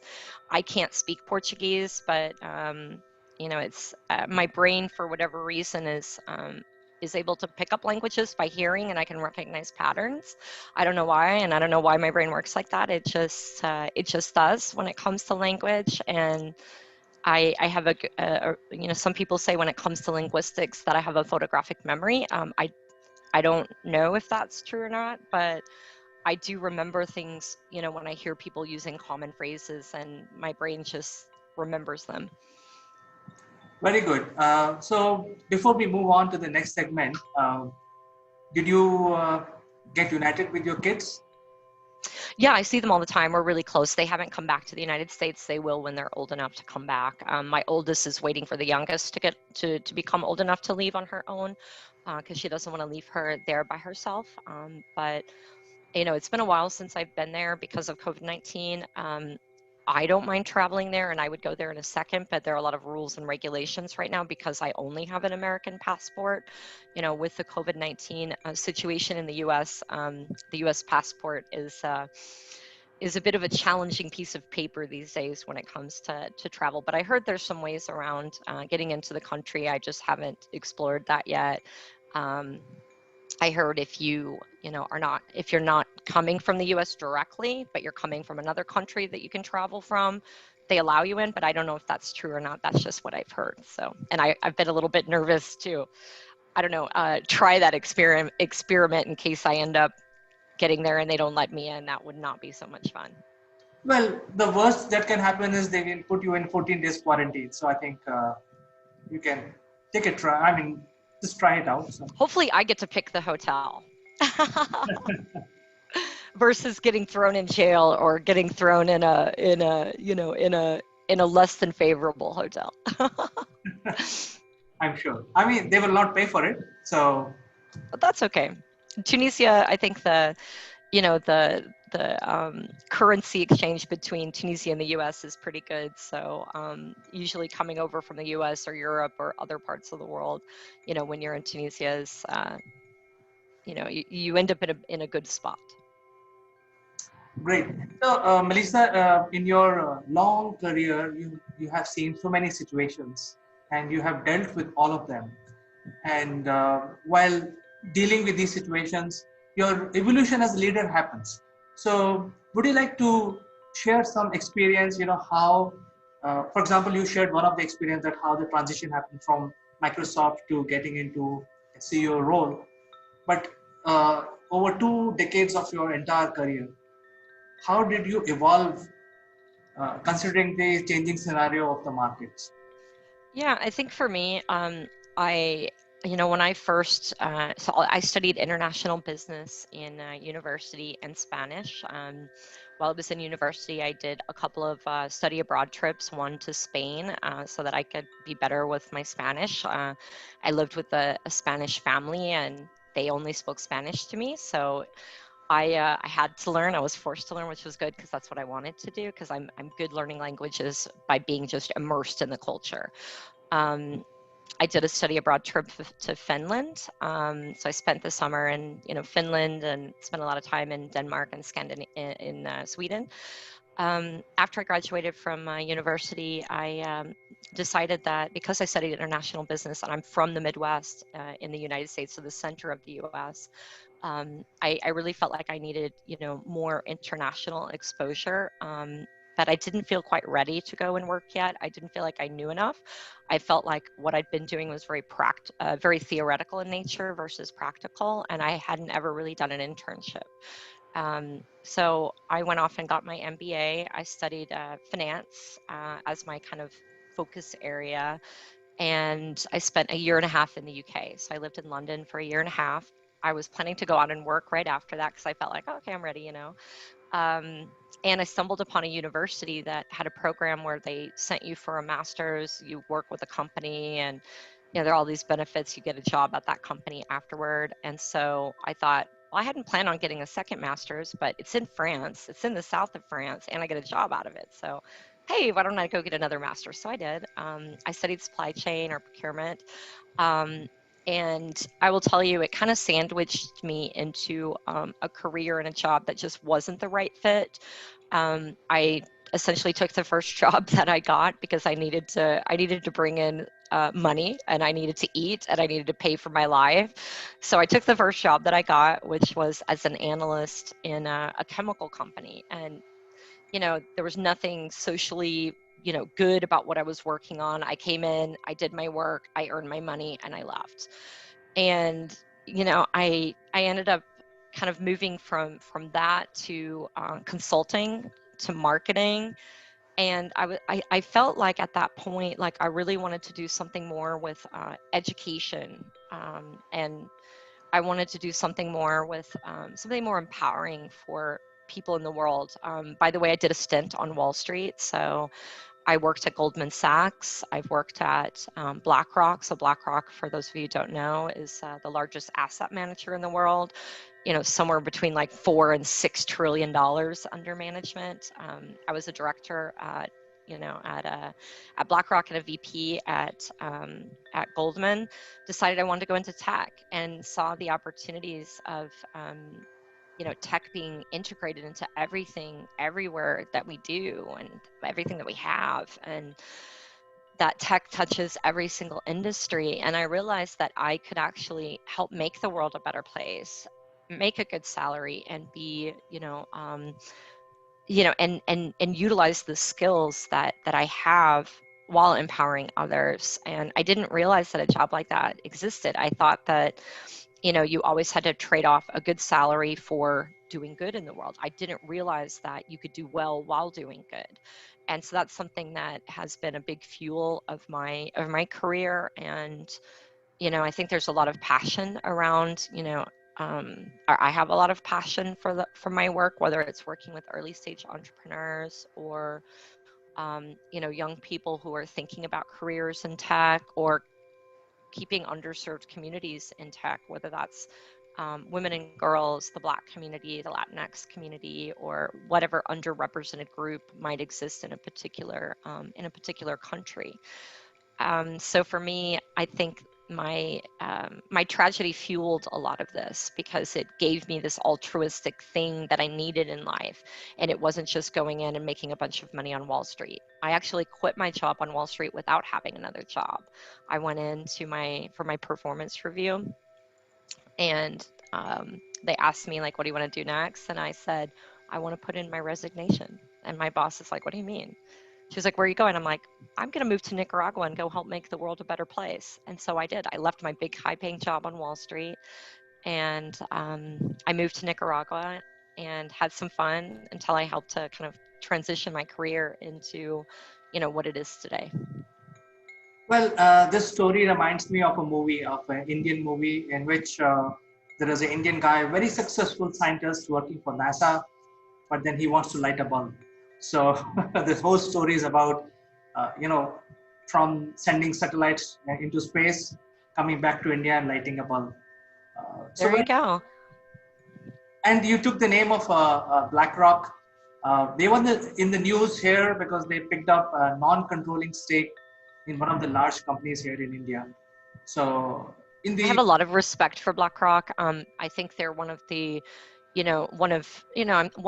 one of the companies that really speaks out about, the UN Sustainable Development Goals, about that concept of conscious capitalism, about, doing well while doing good, and that corporations have a responsibility to the world and their shareholders to not just expect the government to pay for, certain social factors in life, but they have, I think, a nice stance when it comes to gender inclusion, Goldman as well, and a nice stance when it comes to making investment decisions and making sure that they've got, women, female representation, in the boards of companies that they invest in, looking at, climate action and investing in small and medium enterprise. So.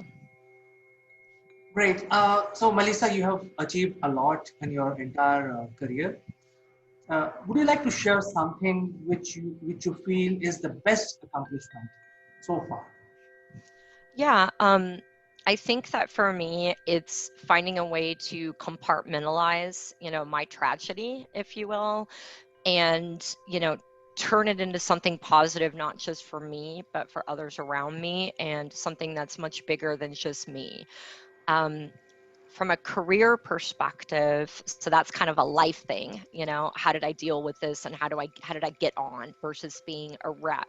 And don't get me wrong, I was a wreck for 5 years, and sometimes I still am a wreck. Sometimes when I think about things of like, why me? Why did this happen to me? Why didn't I see it? Is it my fault? Did I do something that caused this? And if I would have done this, and this, would we not be here today? But I try not to think too much about the things I can't control, which I can't control the past. It is what it is.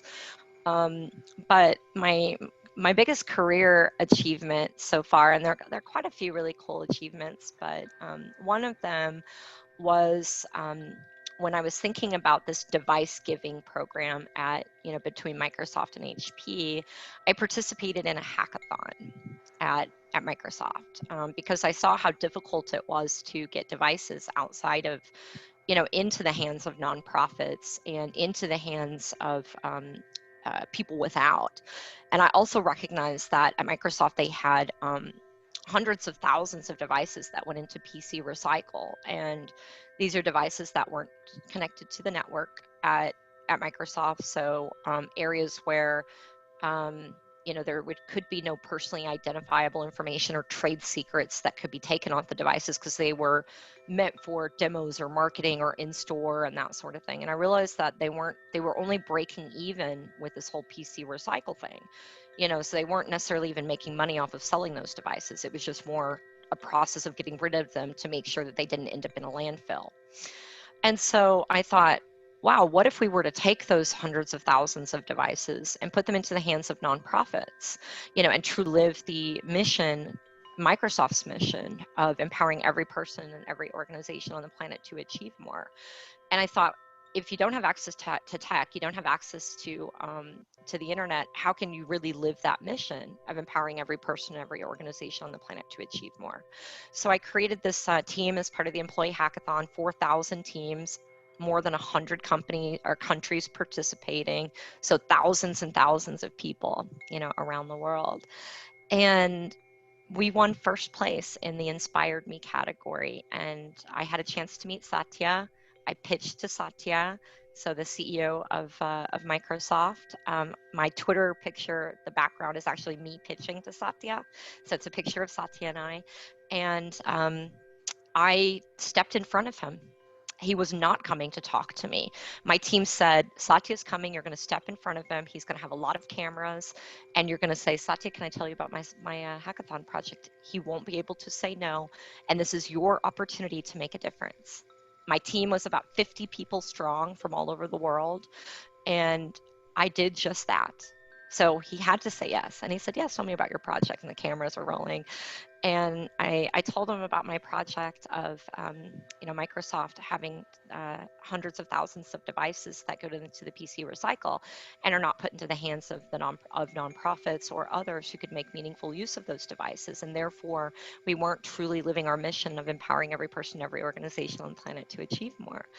And he said, tell me more about this. And so I did. We spoke for 30 seconds, a minute. It was a really quick interaction.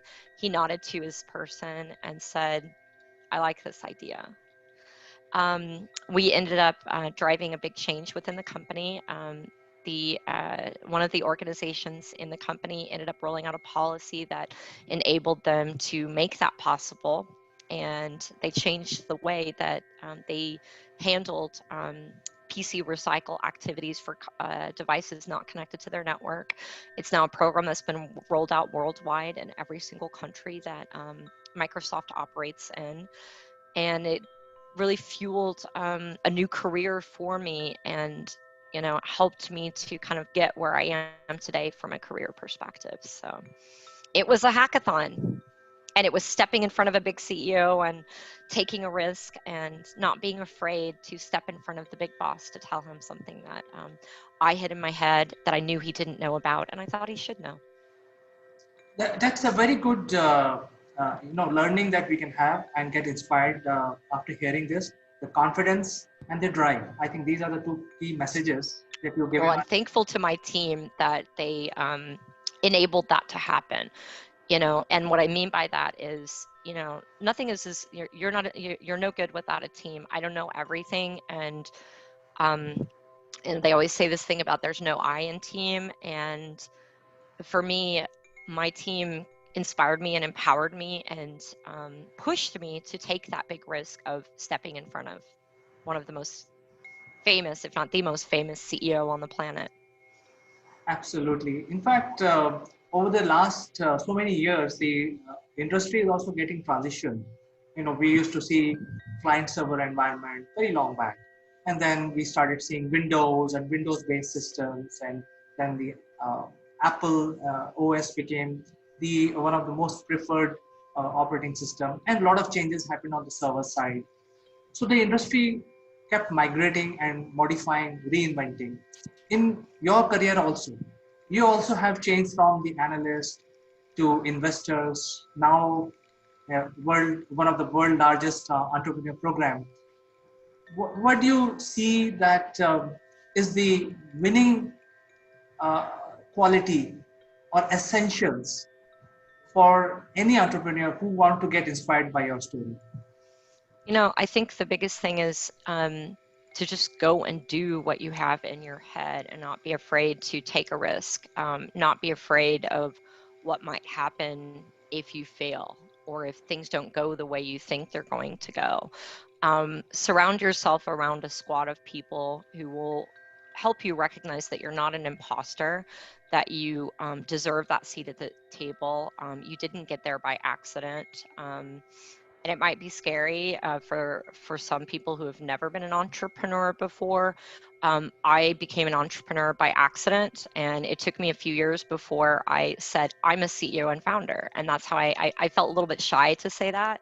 I don't know why. I'm not a shy person, but I felt like it felt pompous or something. And now I wear it like a badge of honor of, yeah, I'm a CEO, I'm a founder, and I deserve my seat at the table. And it's not arrogant for me to talk about the, experience that I have. And it's not arrogant to help, empower others, with those skills by saying, hey, I made it and so can you. Great. So now you're working with a lot of entrepreneurs. I mean, you started with empowering young people and youth, but now you're working with a lot of entrepreneurs. So where do you see the industry going from here? I think that in my role right now at IBM, I focus on fintech, health tech, and insurtech. So for me, I see a lot of innovation happening, but I also think that these small companies should have access to enterprise grade solutions to keep our sensitive data safe. There are a lot of companies out there that have access to our data, and not all of them use our data in the right way. I think that we need to have more control over our data, and I think as consumers or business leaders, we need to make better decisions about technology, about incorporating technical solutions that don't enable people to gain access to our to our data, versus it being managed by policy. I want my data protected by the safest technology on the planet versus a piece of paper that tells an employee what he or she can and cannot do with my data. So I think we'll see a lot of continued conversations around data protection, privacy, and security, and that being both policy led as well as technically led. I think there's a lot of innovation coming in fintech when it comes to payments. I think we'll see a lot of innovation in health tech when it comes to predictive modeling. And, I have a lot of startups that I work with that are doing really cool things when it comes to predictive modeling or bring your own record to your doctor versus relying on your doctor, for example, to have read your medical history and understand all of the different things that might have happened before you came to see that doctor.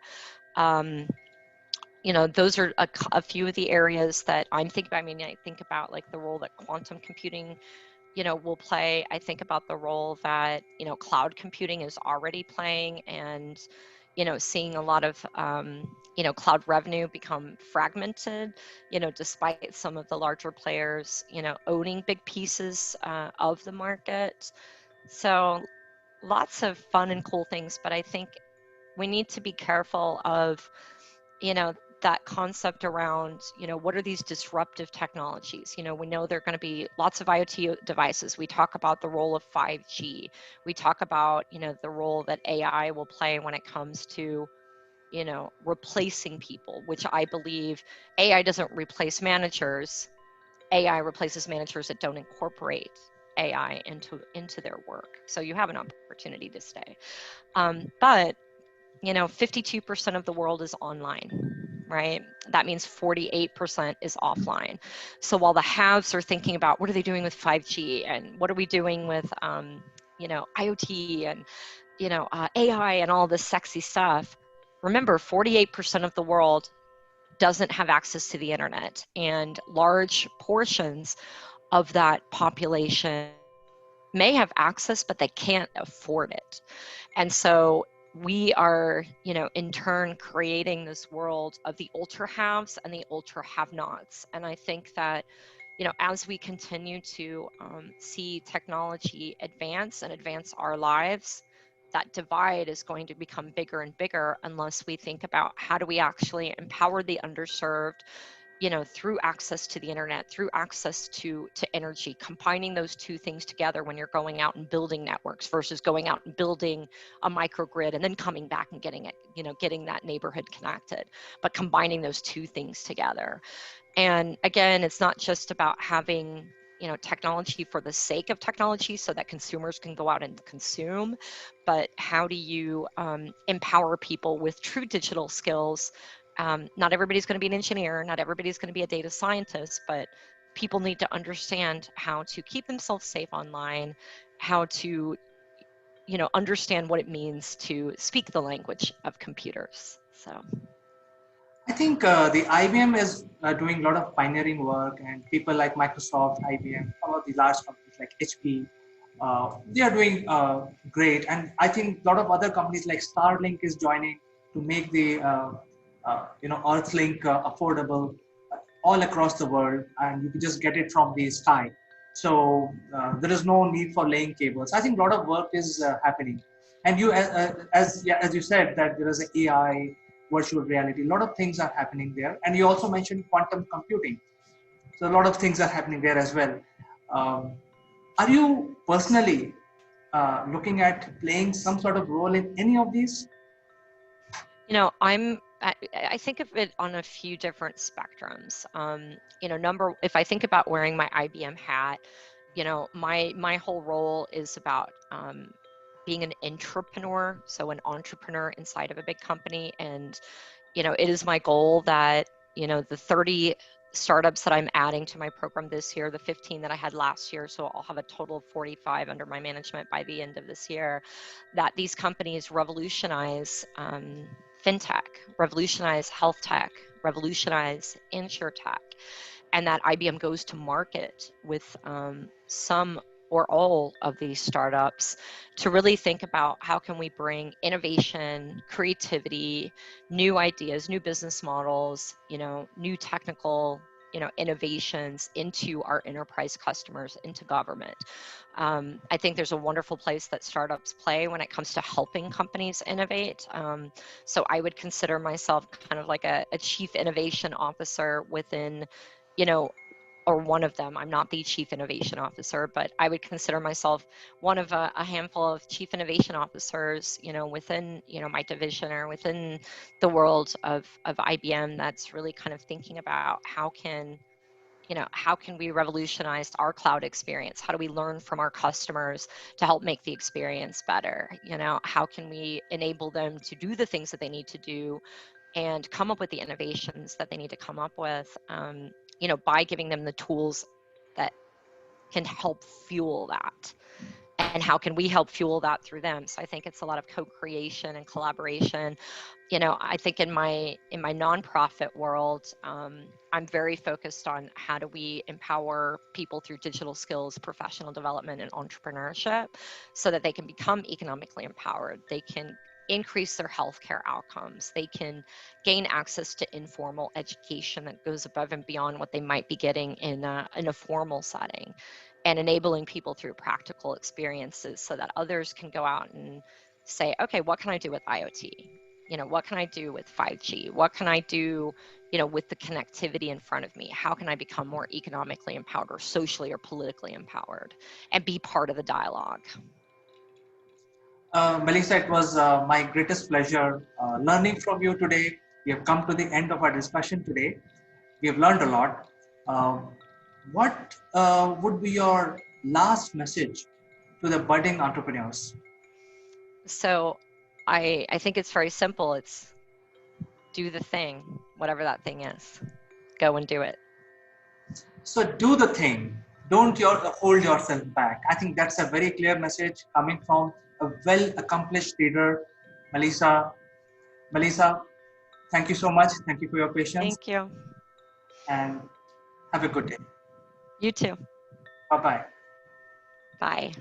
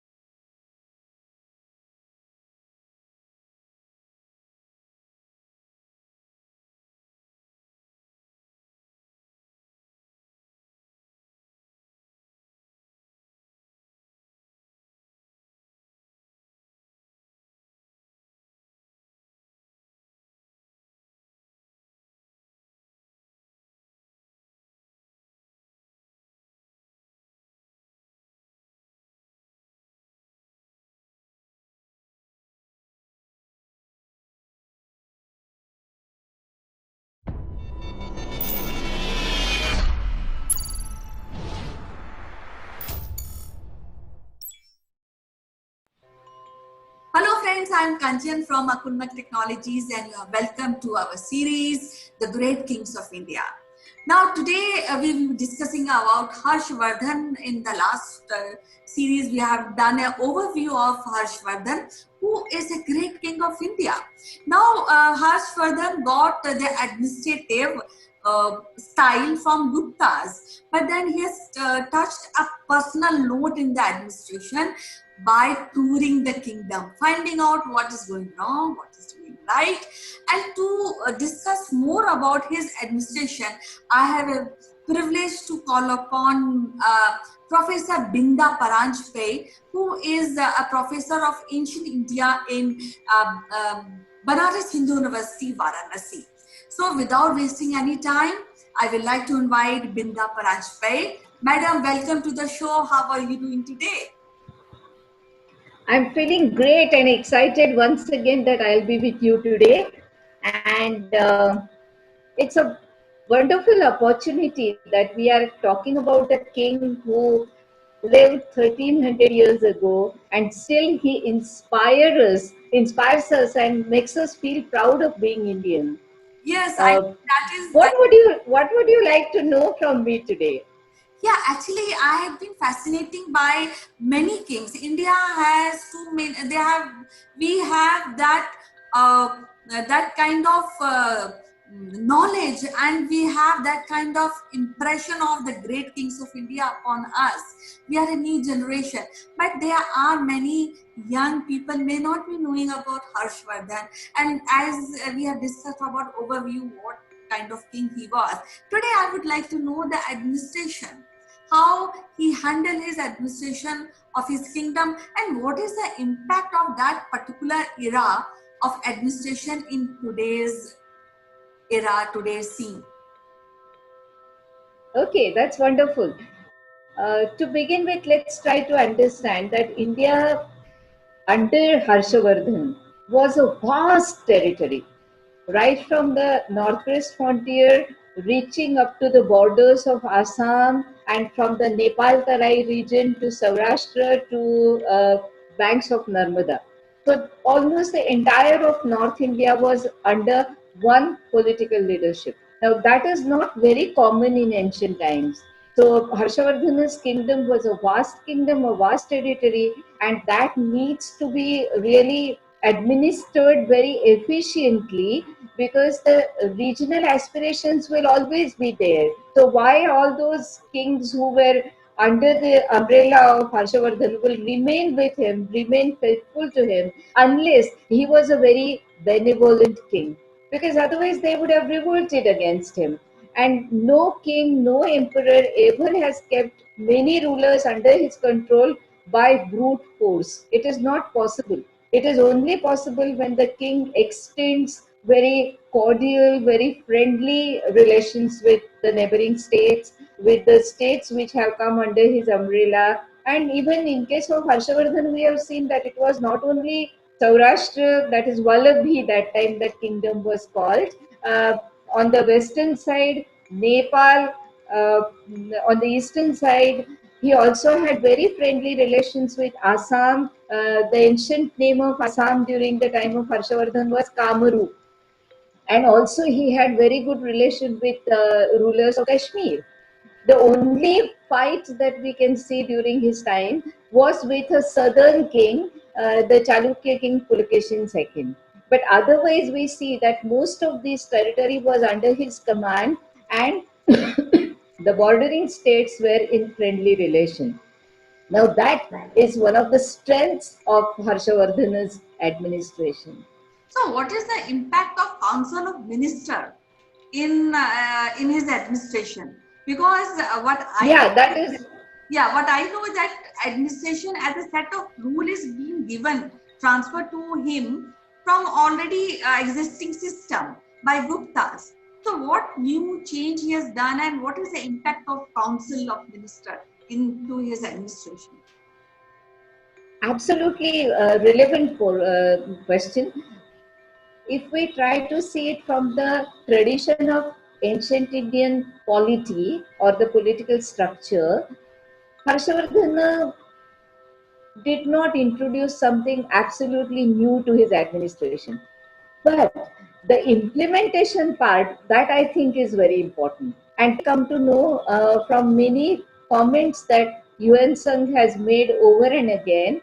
One interesting thing that I will tell you, as you are asking about the ministers and the officials, that UN Sangh says that since all of them, they are so duty bound, they are so non-corrupt, absolutely genuine person, and because of that, the administration of justice also becomes very easy, because there are less number of crimes.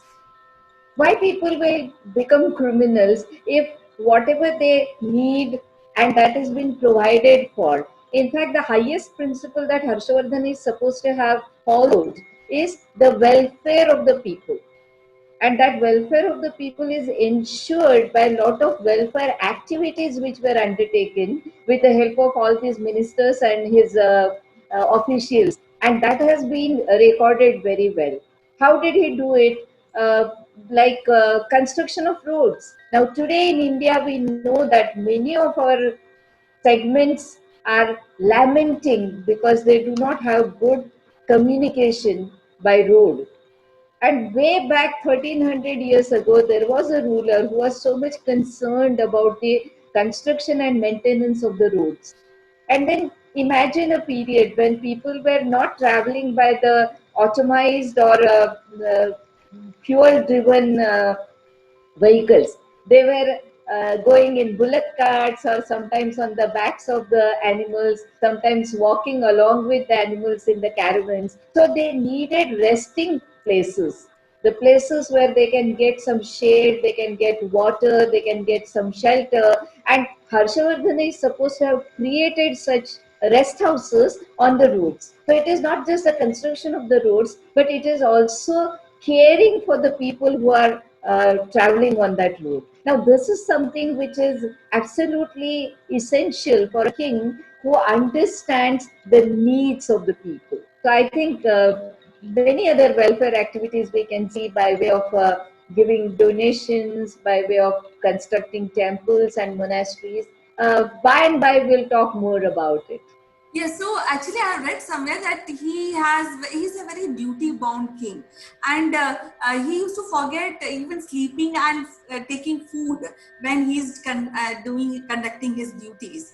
And apart of this, I was so amused to read somewhere that whenever he used to visit any place, there used to be very pump and show, drums were always ahead of his arrival, so that people should know that Harshvardhan is coming to meet them, and then people have the liberty to meet their king, which is, I think, is very democratic, isn't it?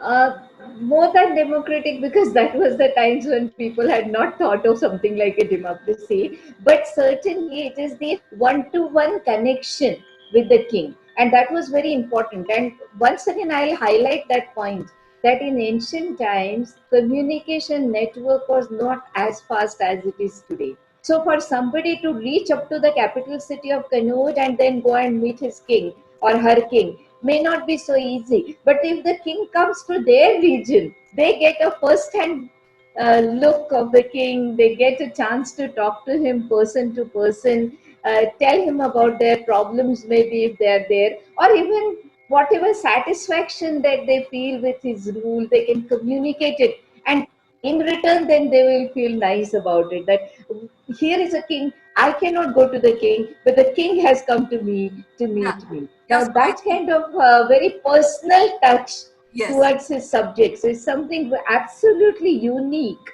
and very important. Yes, I think, and that gives a lot of trust. That creates a lot of trust among the subject. The king is so humble and he's ready to help them out. Apart of this, I think he has also maintained an efficient bureaucracy, and where the bureaucracy has to get direct orders from the king. So that is, I think, it's one of the plus point in his administration. So Yeah, and this we know more because of the distribution of the state's expenditure items. If we see what are the items or heads under which the state was spending, and it is said that mainly it was spending under four heads, and one of the heads was for the payments of all these officials. So if the officers and the people who serve the king, if they are paid on time and sufficient amount, they will have no reason to be corrupt. I think this is something which is very novel. This is something which is very ideal, because if the king is spending one fourth of his treasury for giving the remuneration to the people who work for the state, that is something which the uh, king is showing his responsibility towards administration. so And I think that is wonderful. Yeah, so when we talk about administration, I think we should also talk about the revenue system. And I have read somewhere that Harshvardhan was charging very light revenue from the subject rather, and making everything happy, every person in his kingdom happy. So people were generally happy, and there was a proper taxation, but it is very less compared to other empires which we have studied. What do you say about this? Yeah, generally in ancient times, 1/6 of the produce, and the mainstay of the economy was obviously agriculture. So the state's income was also coming mainly from agriculture, and 1/6 of the produce. And we don't have any recorded evidence to say that Harshvardhana ever increased taxation. So he must be collecting 1/6 of the produce, which was normal, which was continuously recommended by the texts on ancient Indian polity, and that was the revenue that he was collecting. In addition to that, I also would like to mention here that there are some religious institutions where the taxes were exempted. Now that is very important because those institutions then can sustain and they can be free from that burden of giving even 1/6 of the tax to the state. So this is very important. Secondly, we do not have much evidence to say that there was any crime of not paying the taxes and then the such criminals were treated harshly. We don't have any such evidence. And one more thing I would like to add here, which is very unique, that any crime of supposedly any act of a person going against the state, not being faithful to the state, was not punished corporally. The person was not punished by cutting off his limbs or hanging till death, nothing of that kind. It was only the imprisonment. Now, that kind of a confidence the king, if he has in his subjects, don't only he can make such provisions. And then, as I said, that we don't have any evidence of saying that people were not paying taxes, so they were treated as criminals. We just don't see that. So unless the taxation was comfortable for the people to bear, such crimes were not there. So that is an indirect evidence for that. So as you discussed that there was not a severe punishment, but there was a penal code, there was a code of conduct when it comes to practicing and serving the king. So let me listen about what kind of code of conduct was there prevalent during the Harshvardhan time. Mainly, as I said, that we get less references about what kind of crimes were there, but but we do get references about the criminal system or the judiciary system. There were light punishments, very less corporal punishments, imprisonment was there, and on occasions the prisoners were also released as an act of benevolence on the part of the king. Secondly, there is some gray area about which the historians are also not very clear, that there are certain divine interventions sought in the justice administration. Say, for example, if a person, judge is unable to decide whether the person is guilty or not, then the person will be tied to a rock or a stone boulder and thrown into the water. If the person still floats, then the person is considered to be non-guilty. Or many such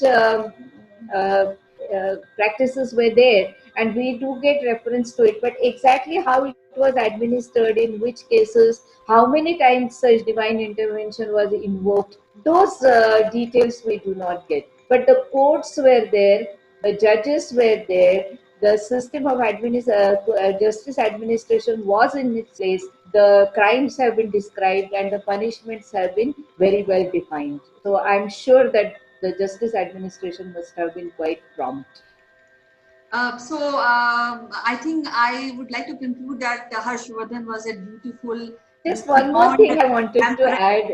Yes, please. Can I? Can I? Yes. This is regarding the interstate relations.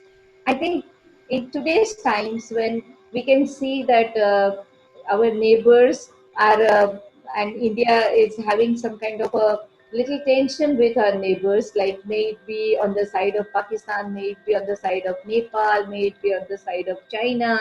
But if we see that what Harshvardhan was doing, that all the contemporary rulers, he maintained a very friendly relation. So, for example, sometimes he used the traditional way of establishing friendly relation by having a marital alliance. So, he gave his daughter in marriage to the king of Vallabhi. And Vallabhi being a western side, today's Gujarat side, how it is very important for the state because the important trade that was going on from the western sea. So, having a very strong ally, a friendly ruler there is very good for Harshvardhan, obviously, because that will give a good, smooth push to the trade, overseas trade, or from the Nepal side.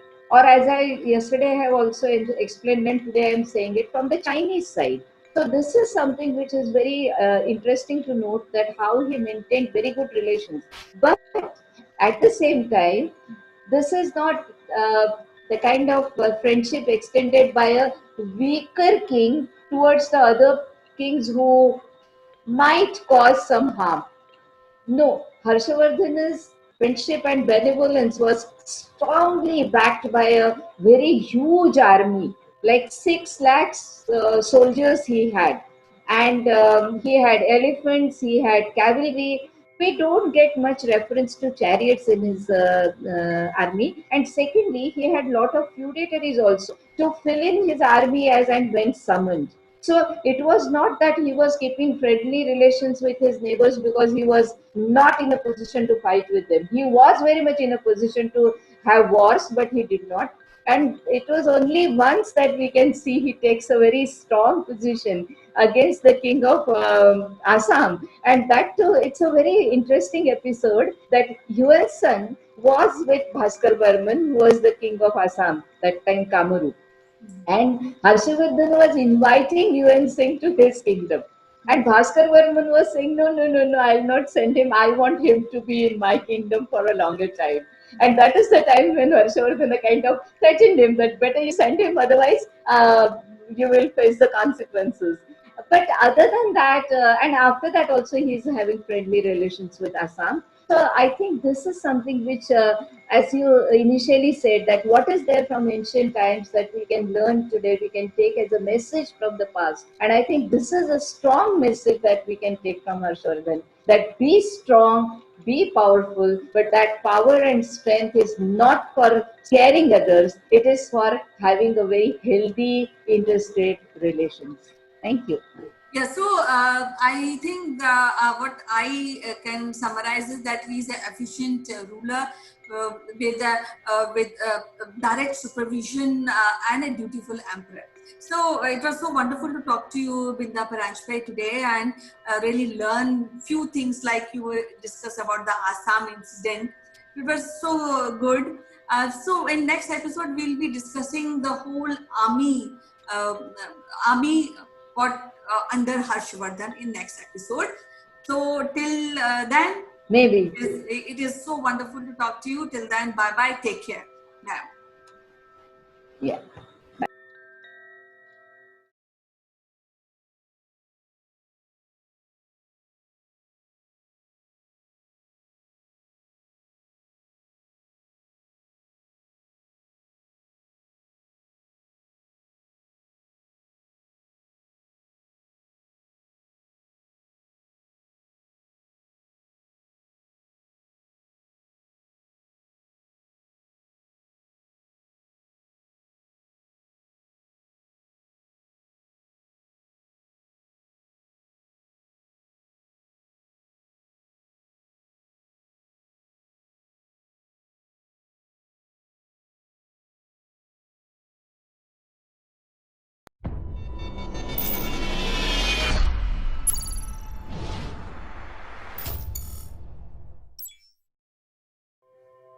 Hello, friends. This is Chandrakant from Akulmach Technologies, and we have reached the last day of 2020.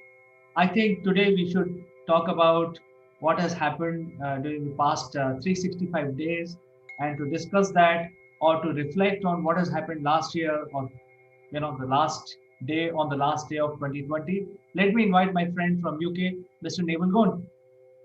Good morning, CK. Good morning, everybody. Reflection of a leap year. Yes, we've had one extra day this year. Although this is still the 31st of December, for all of those you can remember going back to February, there was actually a February the 29th this year. Once every 4 years, and it just so happened that it gave us the same year as the pandemic that hit the world. I mean, you couldn't make this up, really, could you? We got an extra year of disaster in many respects. But let's reflect on the past year. What was the highlight of the year, as far as you're concerned, CK? The number one highlight is the pandemic has taught us how to maintain social distancing, not only in the social world, but also how do we behave digitally. So I think the social distancing has been a big learning for all of us, and also maintain personal hygiene. So I think these are the two highlights that I can see straight away started in the month of January 2020 and still continues. Yeah, I mean, it is probably the year of COVID. We will all remember the big C, and it isn't cancer. It's a different form of cancer. It's a flu. It's a flu virus that's killed thousands of people around the world. We're probably into the million, I would guess, now, if truth be known. I don't know where the official numbers have got to. And we're not out of it. We're still bang smack in the middle of another wave coming through the UK, and I'm sure you're seeing something similar in India. So we can't get around it. We can't ignore it. We can't be in denial of it. The fact is, it was a fact, and we needed to deal with it. But there's some good stuff that came out of it, CK. It brought other people together on a long distance.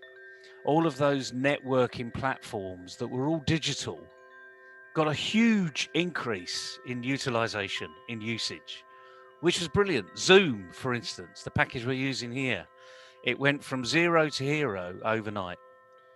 They had a free package that they offered people, and they extended it. Very smart marketing move. They did it literally because they were human. And this is what I think one of the real positives that's come out of this particular COVID virus. And it's shown how many people are human, that human kindness, people going the extra mile to help someone out, recognizing some of our key workers that we just say, oh, they're doing a job. They're actually doing far more than a job. They're keeping us alive. All of our health workers and all of the infrastructure behind the health workers, including their families. Get their families. That was a real big, important issue. And in the UK, I know we, clap for heroes on a Thursday evening at 8 o'clock. And I know that you did something similar in India. In fact, it rippled around the world.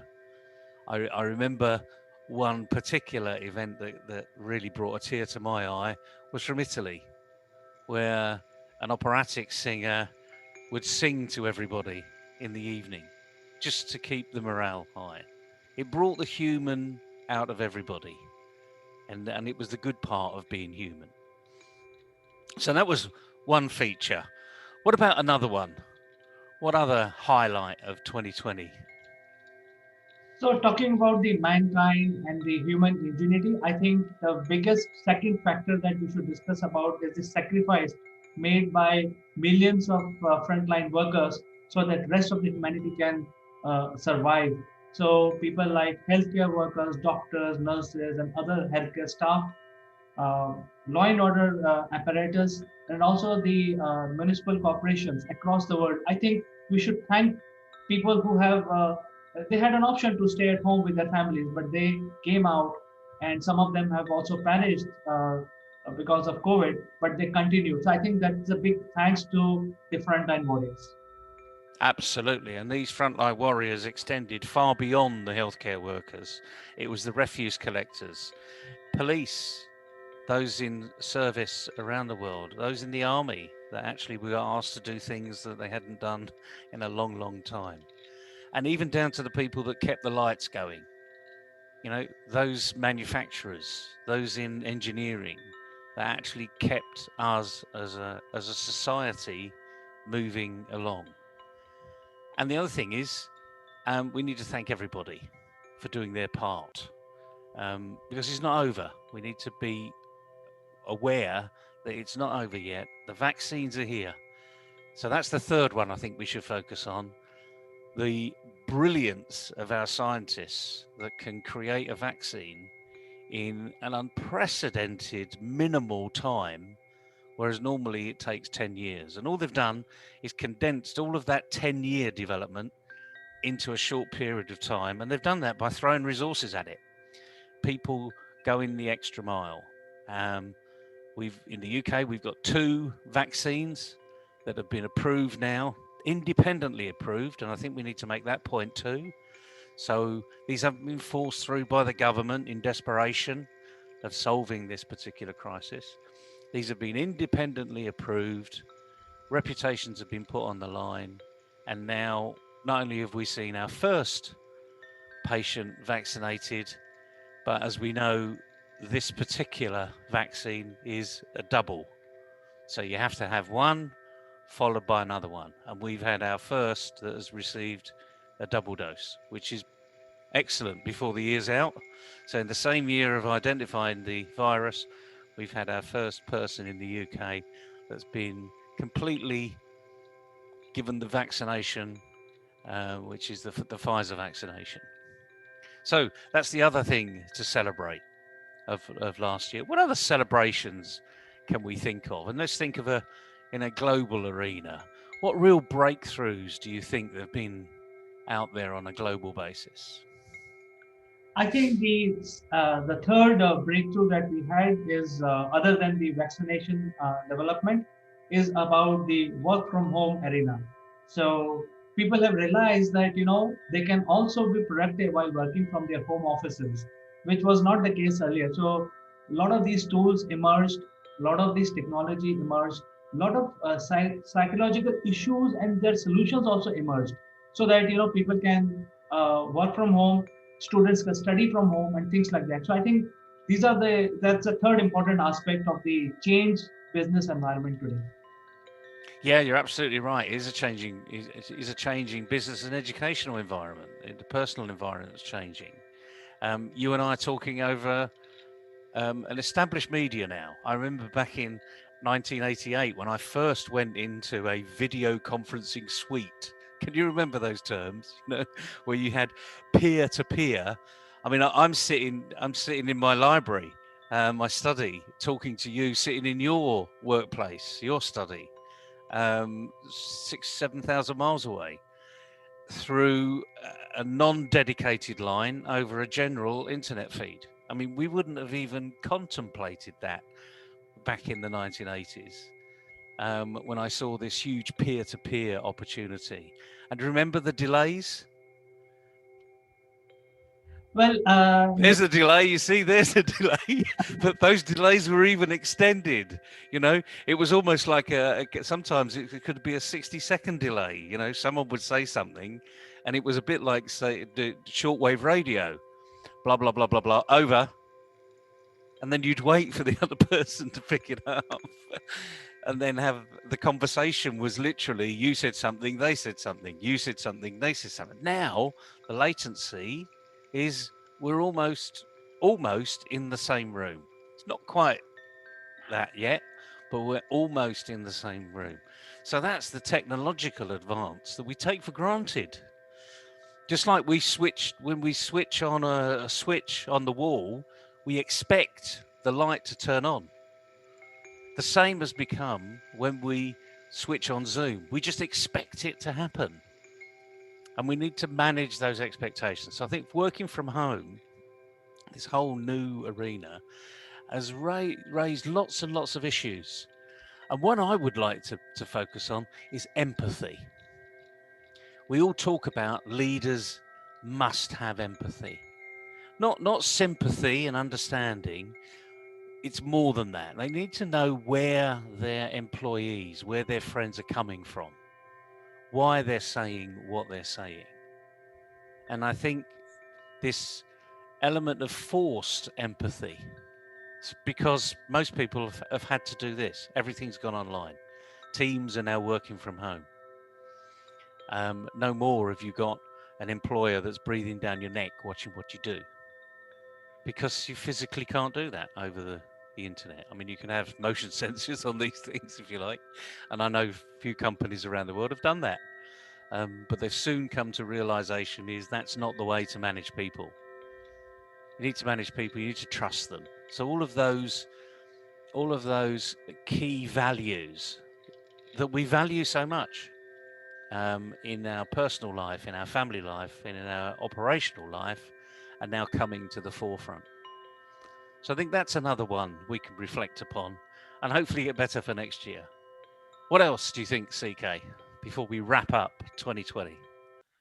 So the fourth important thing from my perspective is the willingness of the government to work in a very positive manner. I think by and large, all countries and all governments have worked together to solve a particular problem which has affected everyone. So I think that is the fourth important aspect that we have seen as a change.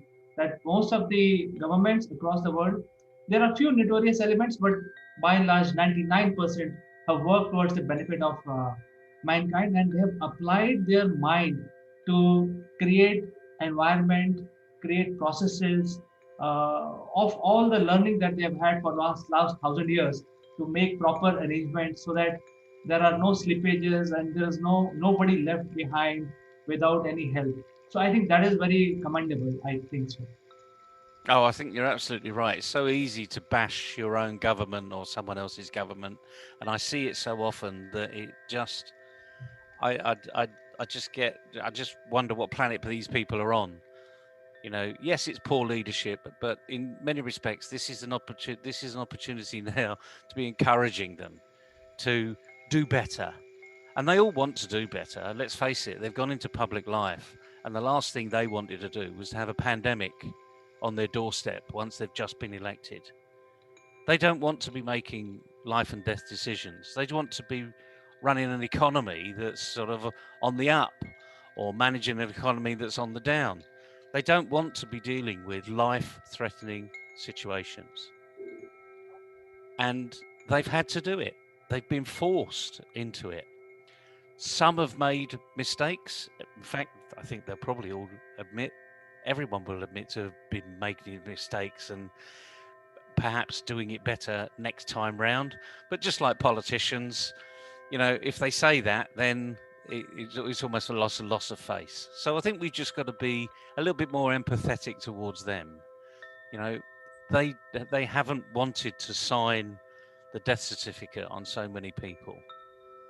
You know, every life lost in this particular pandemic, in any pandemic, is a sad loss, because it's not just one life; it's a whole heap of lives that's affected. It's the ones that are left behind. So yeah, you're absolutely right. We need to celebrate these people around the world for doing the best job that they could do, and let's hope they get better at it. That's all we can hope for. In fact, they are getting better at it. The clear example is the preparation that the Indian government is doing is basically on the vaccination drive. And I saw on the TV today that they are built the first vaccination center, which will be used as a cookie cutter across the country. So I think the government is doing everything to comfort the people, to make sure that everybody is vaccinated in a proper fashion, and there are proper storage of vaccination. The vaccinations are getting approved. Different manufacturing do's and don'ts are being taught to the health worker, and proper SOPs are being created. So I think that is already reflected in the way the government is working. So I think that is the fifth one, that we're preparing for vaccination drive in 2021. Yep, and that's important. And I think unless you've got anything else about 2020, I mean, we can talk about global elections around the world. We can talk about changing election state in America. In the UK, we had a new government at the beginning of this year. We've got Brexit that's now been finished. So although we are a partner of the European Union, we're no longer in the European Union. There's lots of things that have happened around the world that will happen on a normal basis. At the moment, we've got most of the aircraft are actually on the ground. There are very few flying. But next year, let's look forward to next year. Expectations for next year. What can we get people excited about that really is going to make a difference in their life? From my point of view, Naval, I feel that the 2020 as a year has been a year of learning, and 2021 will be the year of implementation of what we have learned in the past year. So I think number one thing from my point of view, which will happen in 2021 is the actual globalization. Because in 2019 and 2020, we have seen that people moving away from globalization to localization, but that has not happened. So with digital era on the verge of exploding, I think we will become more and more global. Our business will not see any boundaries and stuff like that. And you mentioned Brexit. Brexit has happened because they just wanted to get rid of it. They don't want to hold to their guns, and it has happened so that they can move ahead now. So I think they have other problems to handle and things like that. So I think that is where the change is coming in a global scenario. Yeah, I think you're absolutely right. We've gone through this very quick cycle of globalization, localization, the panic of not being in control of your own destiny, but the realization actually that the world is quite a small place. In many respects, in the 60s and 70s, when the UK started to get most of its manufacturing imported from China because of the resource and the quickness, the speed, the cheapness, and the UK as a manufacturing nation, I think at the time, 25% plus of its GDP was based upon a manufacturing operation. Prior to the pandemic, we were talking about 9 or 10%. So that's what globalization had done for the UK. And that's not a bad thing, as far as I'm concerned, as long as everyone starts to understand the expectations of other governments, how we work together, we work together as not just from a government standpoint, but from an operational standpoint. We saw what happened with PPE around the world. We never want to see that again. That was literally panic buying throughout the world. No forward thinking. No recognition that the pandemic might hit one country before another. And I think it's learned. It was a year of learning. It's taught us lots of lessons. Some lessons that we probably never want to have to had learnt. However, we've learnt them. We've come through it. Some companies didn't succeed, other companies flourished, other companies managed to keep afloat. And I think now the opportunity in 2021 is to consolidate where you are and make it work. Engage with people in your organization, all of your stakeholders. We talk about these leadership issues, about engaging stakeholders. And frankly, not many people really do it very well. But now actually is the time to implement that engagement, to get it right for 2021 and really push forward and start to put the fun back into your business, because fundamentally this is a business show, and it's business that's going to get us out of this problem, not governments. Their income comes from businesses being successful. They can't just print money, and if they do print money, they end up like countries going into hyper and super inflation. So remember, folks, governments do not generate the income of the country. It's businesses that generate the income of the country. Governments provide the platform to accelerate that generation, to encourage the generation, and improve investment arena. And on that point, we've seen fintechs, the technology shifts in financial institutions around the world. That's one thing to look forward to next year. The ease of being able to transfer money from one bank to another. And I'm sure you've seen that in India. You've probably seen an influx of apps saying we can control your money, we can get this, we can do this exchange rate for you, etc., etc. And governments are going to be tested here very severely over management of money, because the last thing they want to do is let money go out of the country. But they need to be smart here, you know? They need to let businesses that are in India generate income from all sorts of opportunities around the world and have easy access to receiving that income and paying the bills associated with it. So that's one thing I think we can look forward to and focus on in 2021, because it's going to happen. You know, just like Amazon has hit a lot of retailers very hard. Well, the consumer wants to be able to move their own funds around. That's business as a consumer, or you and I as consumers. So, Naval, I think you're absolutely right. India is at the forefront of the digital payment. In fact, India has become the largest player in the digital payment, especially in the micro segment, where people can easily transfer money with just a few clicks from their mobile. So the government of India has launched those initiatives. But having said that, the whole scenario of doing business is moving online and on the digital platform. Everybody, the branding, branding and marketing and promotions and building your own image is all moved online. And that is why the digital platforms are playing a major role. I think in 2021, there is a need for new regulations, because now if everything is happening online, it is not very regulated platform. So I think most of the government should focus on building the right framework for regulations. I think that is something that we should do in 2021. You're absolutely right. And the interesting thing, CK, I was looking at approving our last print run from the year, our last payment run. And I just reflected on the fact that every month I would have had a regular payment to our printers. And that would be for printed material, you know, whether it was for exhibitions or it was to distribute around our current supply chain or a future supply chain or our current customers.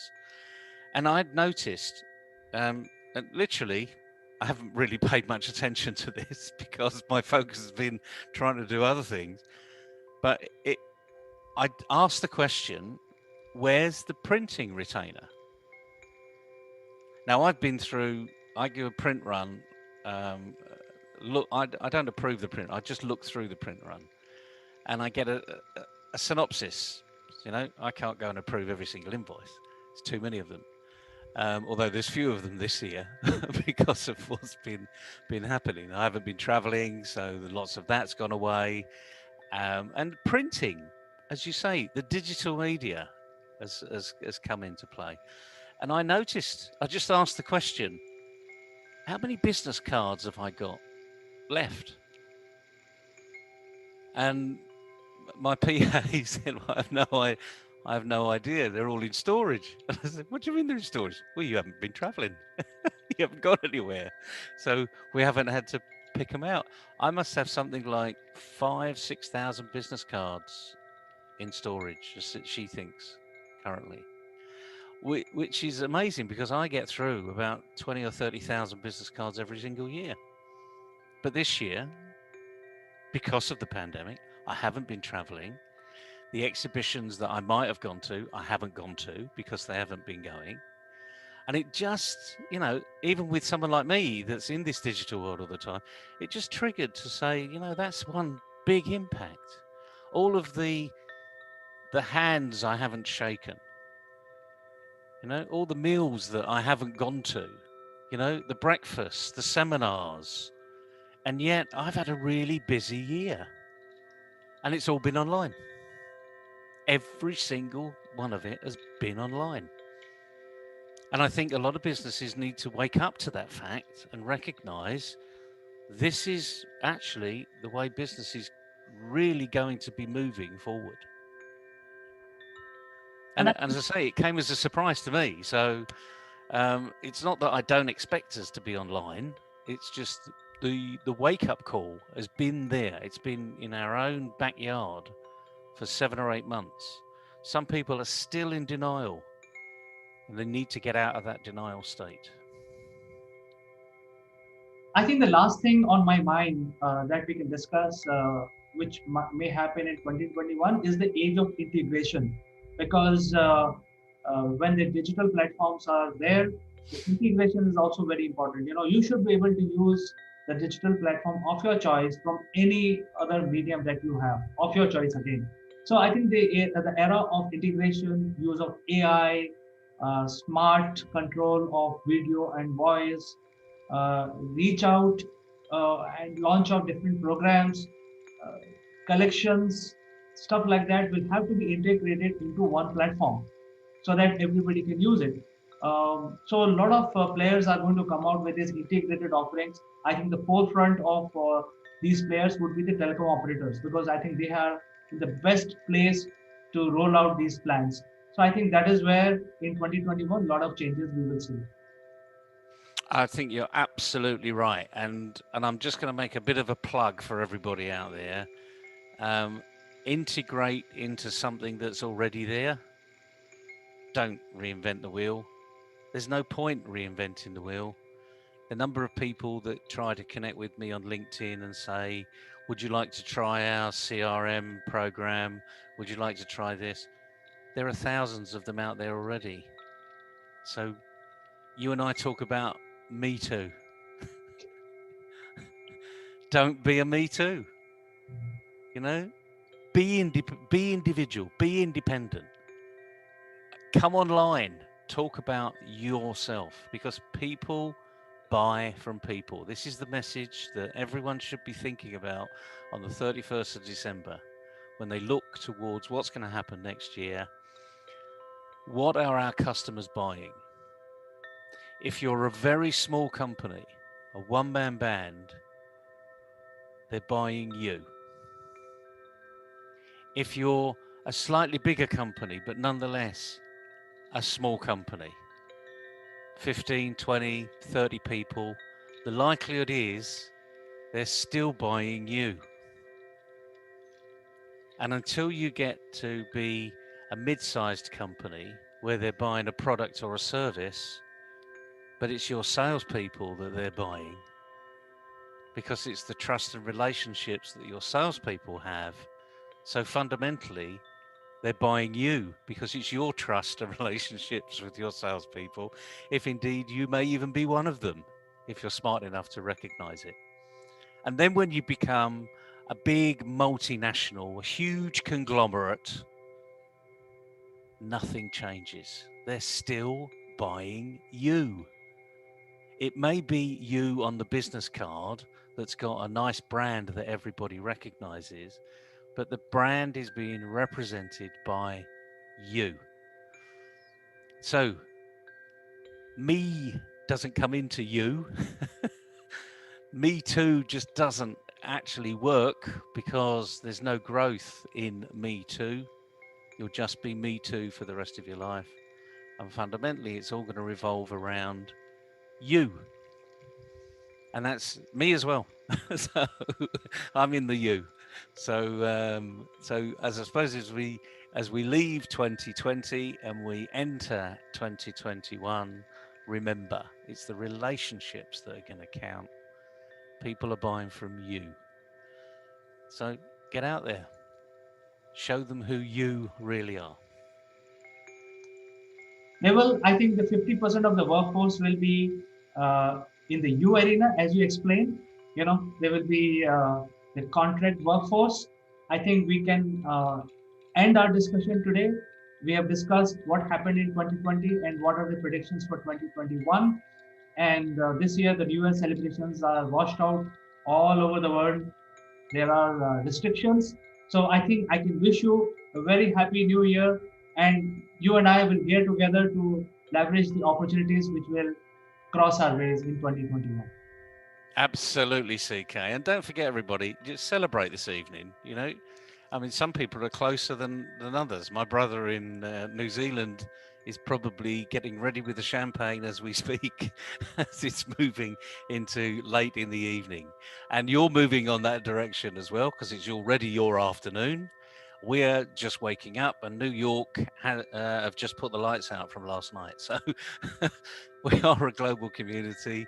It's 24 hours that goes around. Remember that. Remember tonight, as most people will not be celebrating in the masses, celebrate yourself. You know, light a little candle for you and your family. And I wish you all the success and a lot of health for 2021. And let's hit the new year with a bang. Naval, I'll catch up with you in the next episode of Akulmach Live in 2021. Until next year. next Next year. Bye, everybody. Bye-bye.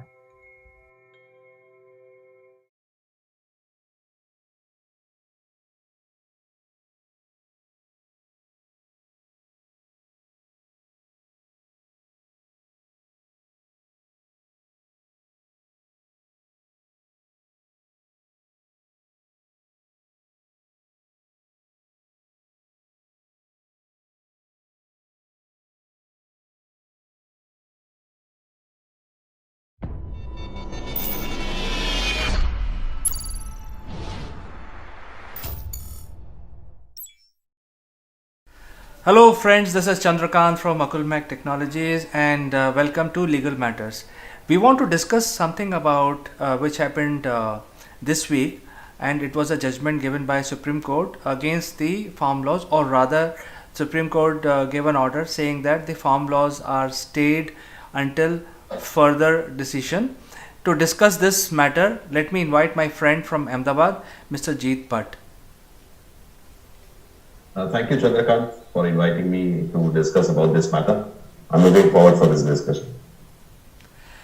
Jeet, as you know that Supreme Court has listened to a lot of parties, and I think the big question that is running in everybody's mind is that when Parliament passes a law after so much deliberation, after discussing in lower house, upper house, and also with president's signatures, once the laws are passed, and can these be stayed by the Supreme Court? That is question number one. And question number two is, so much effort goes in by the representative of people, and then Supreme Court basically stays on such laws. So I think that is what we want to discuss today. Right, absolutely. So, yes, in a democratic setup, there is separation of powers with regards to the judiciary, executive, and the legislature. And it is properly separated and it is not intermixed. So, yes, when you say that a lot of efforts go in, a law is enacted by an entire procedure which is followed, and thereafter the enactment passes when the president gives his assent, and then it becomes the law.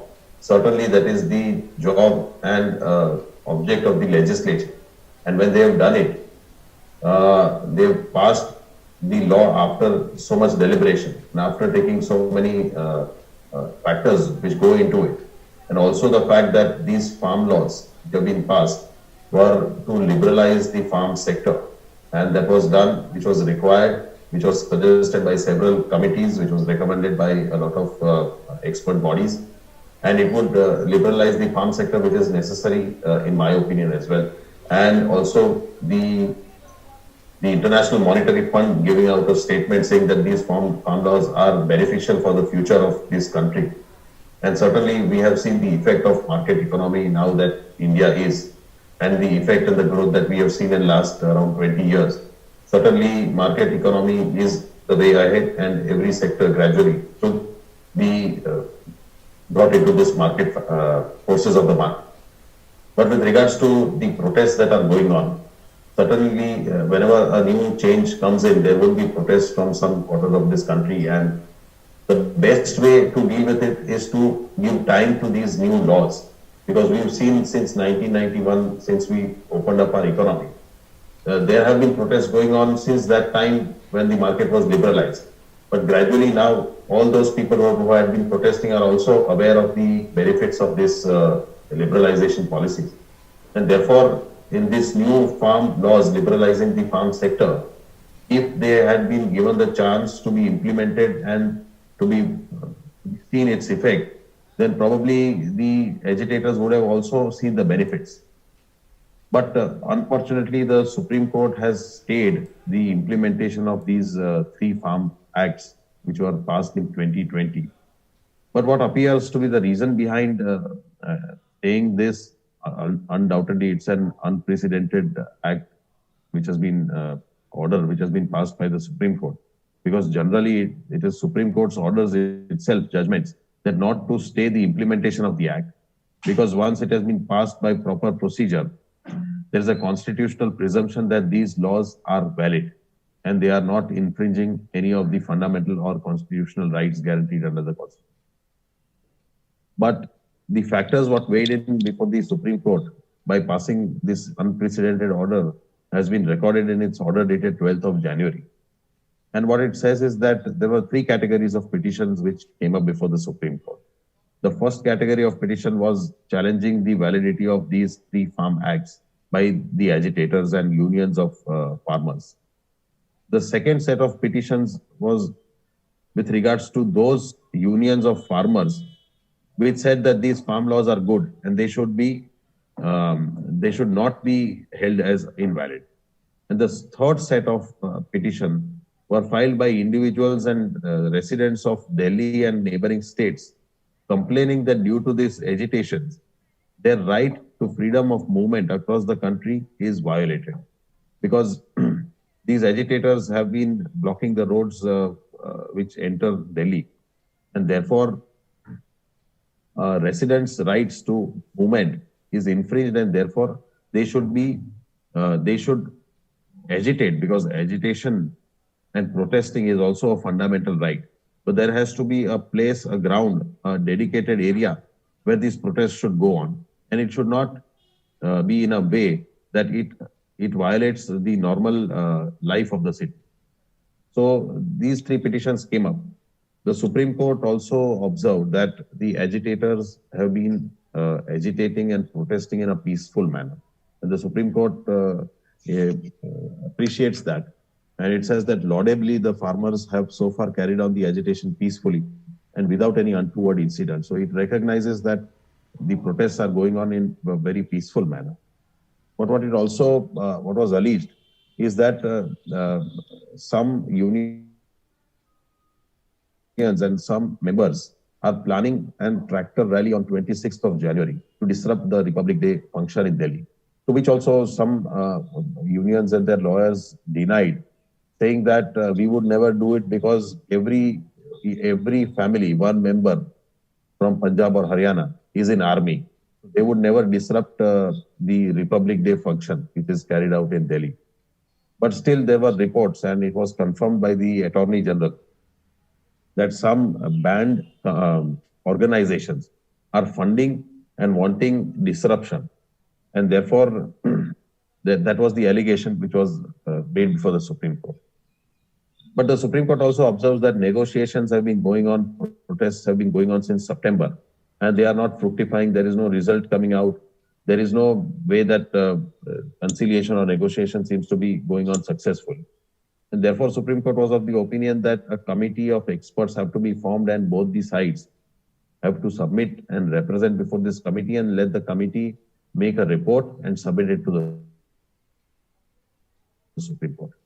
So in order to do that, the Supreme Court constituted a committee of 4 persons who are experts in this field. Those 4 persons are Shri Bhupinder Singh Mann, who is the National President, Bharatiya Kisan Union and All India Kisan Coordination Committee. Second is Dr. Pramod Kumar Joshi, who is Agricultural Economist, Director of South Asia International Food Policy Research Institute.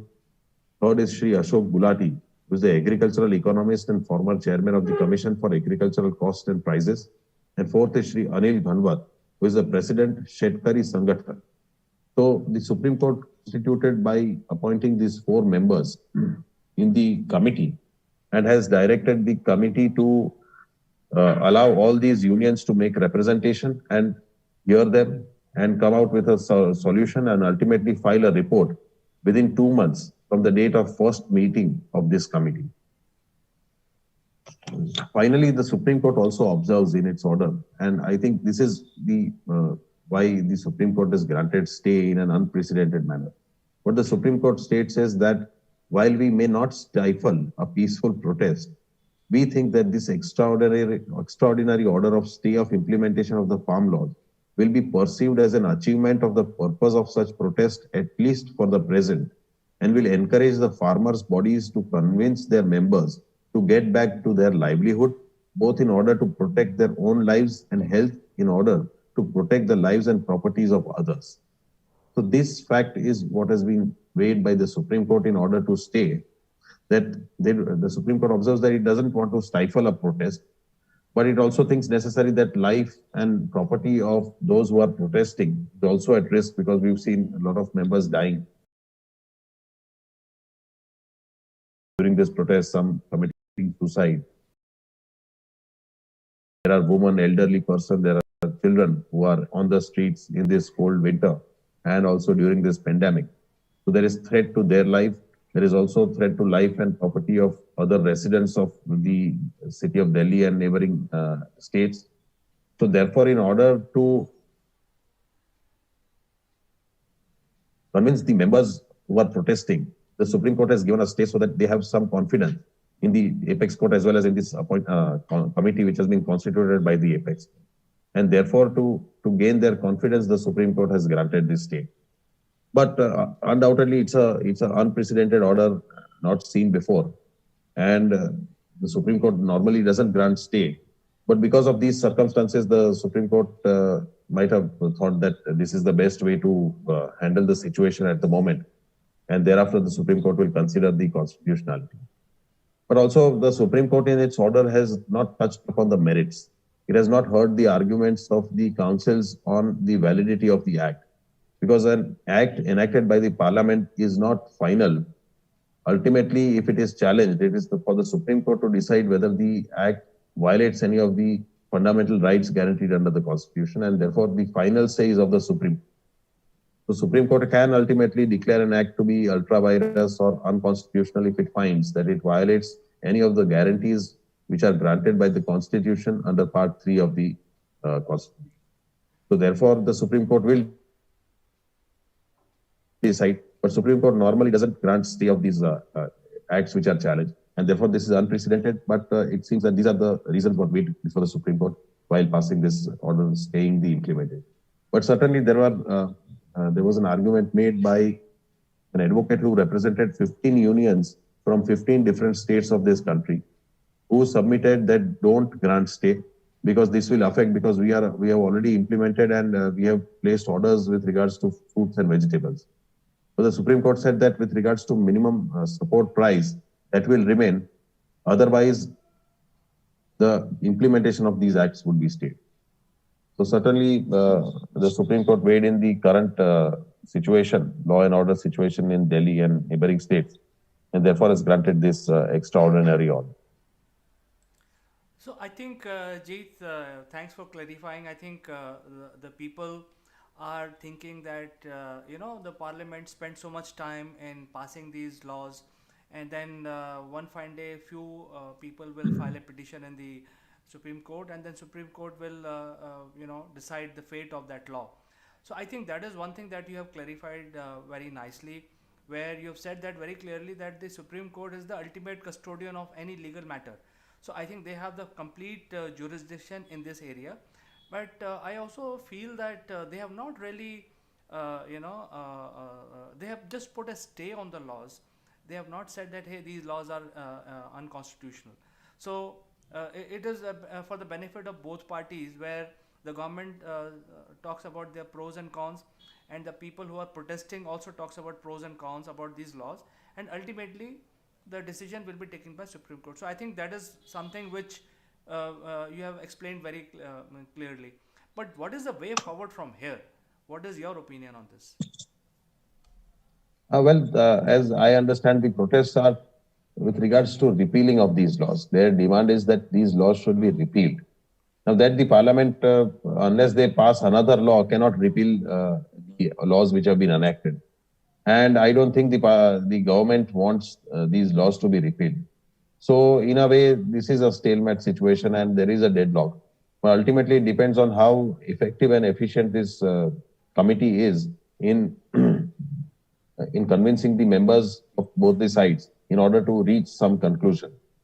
But I feel that ultimately only the Supreme Court will have to decide the validity of these laws, and the Supreme Court has the final say, and the matters would be argued. But in my opinion, I think the acts should have been implemented, and they should not have been stayed because it is not the entire country which is opposing these laws. It is some unions from some states who are opposing. Others are wanting these laws to be implemented. So only because there are protests going on and the protest cannot be stopped or cannot be managed, that should not be a ground for staying. And it is not as a precedent also, because Supreme Court itself observes that this is an extraordinary order of stay. So certainly it is not to be applied in all cases, or it has to be used as a precedent. But I think Supreme Court in these facts thought it best to stay. That is what they've done. But otherwise, in my opinion, it should have been allowed to go on, to be implemented, to be seen its effects, pros, cons, so that the Supreme Court would have been in a better position to even judge the effects of the laws. Jeet, thank you very much for joining us today morning, and especially in the north of India, it is quite cold. So I appreciate that you found time to explain this for the benefit of our viewers. Well, thank you very much, Chandrakant, for having me. It's my pleasure. So, dear viewers, as you can see that we're trying to bring clarity on this whole matter, and it is coming in the news every day. So, you please engage with us, send your comments, and based on your comments, we will include you live with our panel of expert headed by Jeet in the next episode of our Legal Matters. Until then, I'll like to say goodbye to you, Jeet, and also to all our viewers. Goodbye. Goodbye, Chandrakant.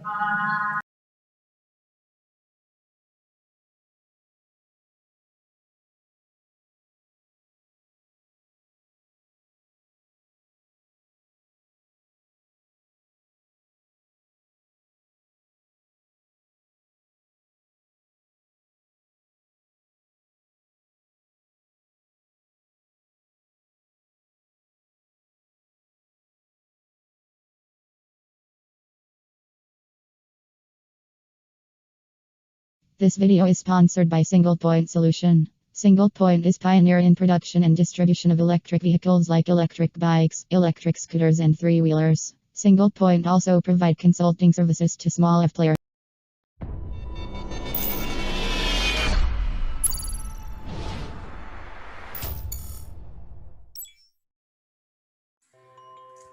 Hello friends, this is Chandrakant from Akulmach Technologies, and welcome to Top Brass. And today is a very fine Monday, start of the week. And with that positive note, let me also invite my friend from London, Mr. Neville Gunn. Good morning, CK. Good morning, everybody. Yeah, it's Monday morning. What are you going to be doing for the rest of the week, CK? Got a plan? Well, I have a lot of activities which are official in nature, so I've got things piled up. But I think there are certain things which I would like to do, but not finding time. So, in fact, things like building some furniture, for example, or planting a tree, things like that. So it's something in the arena of DIY which I've been planning to do, but not finding time, or for some reason or the other, I have some excuse for not doing that. I think you've hit the nail on the head, actually. For some reason or another, you have an excuse. You're putting something else in the way, because if it was really important to plant a tree, if you put it down as your priority of things to do today or this week, then it will be a priority. and it will stay on the list until you do it. And then when you do it and you take it off the list, you can actually celebrate something that you wanted to do and you did. Does that make sense? Absolutely. So I think there are a couple of factors which are responsible. Number one factor, which I feel is the procrastination. So, that is really where the problem is. And there are other secondary issues like resources and time. But I think the number one reason is procrastination. You're probably right. You see, we put things in the way. Let's face it. Things don't get in the way. We deliberately put things in the way.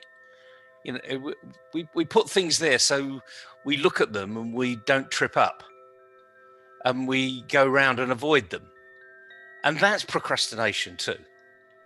So the simple fact of life is, if you have something that's really important to you, you'll do it. Doesn't matter what it is, whether it's something to do with the family, something to do with you socially or professionally, something to do with you and your business. If you've identified that it's really important to do, you will do it. And we start the week, it's Monday. Some people actually plan the week yesterday, in their quiet time, in their relaxing time. If they've got a normal 7-day week where Sunday is a day off, day of rest, they will have just been thinking there, even watching TV with a notepad and pencil, and just writing a few things down, getting themselves ready for the week. That's good planning, It makes you be prepared for the following week, because when you wake up Monday morning, other things happen out of your control. I mean, who knows what's going to happen?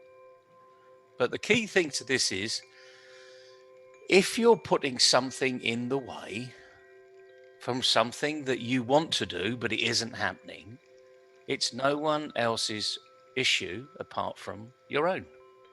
As you said at the beginning, it was excuses. Well, we are really good at making excuses. And over time, because we make so many excuses, we get really good at making more excuses. So we could have a fantastic book on excuses that probably would be a world's bestseller. Here's all the reasons why I didn't. There you go. There's a title of a book. And the thing is, what we would love it to be is a lot of blank pages, a bio up the front and a lot of blank pages, 5,000 blank pages, because you didn't find a reason why you didn't want to do it. Procrastination. You mentioned procrastination. That's a fascinating one. So what is procrastination? Well, I think it's an English word, and it has a very clear meaning in the dictionary, which is like, you have that in mind, but you don't getting yourself to do it. So I think it's like always postponing things for some excuse or the other. I think that is what the procrastination is. Well, there's a great saying that I heard many years ago.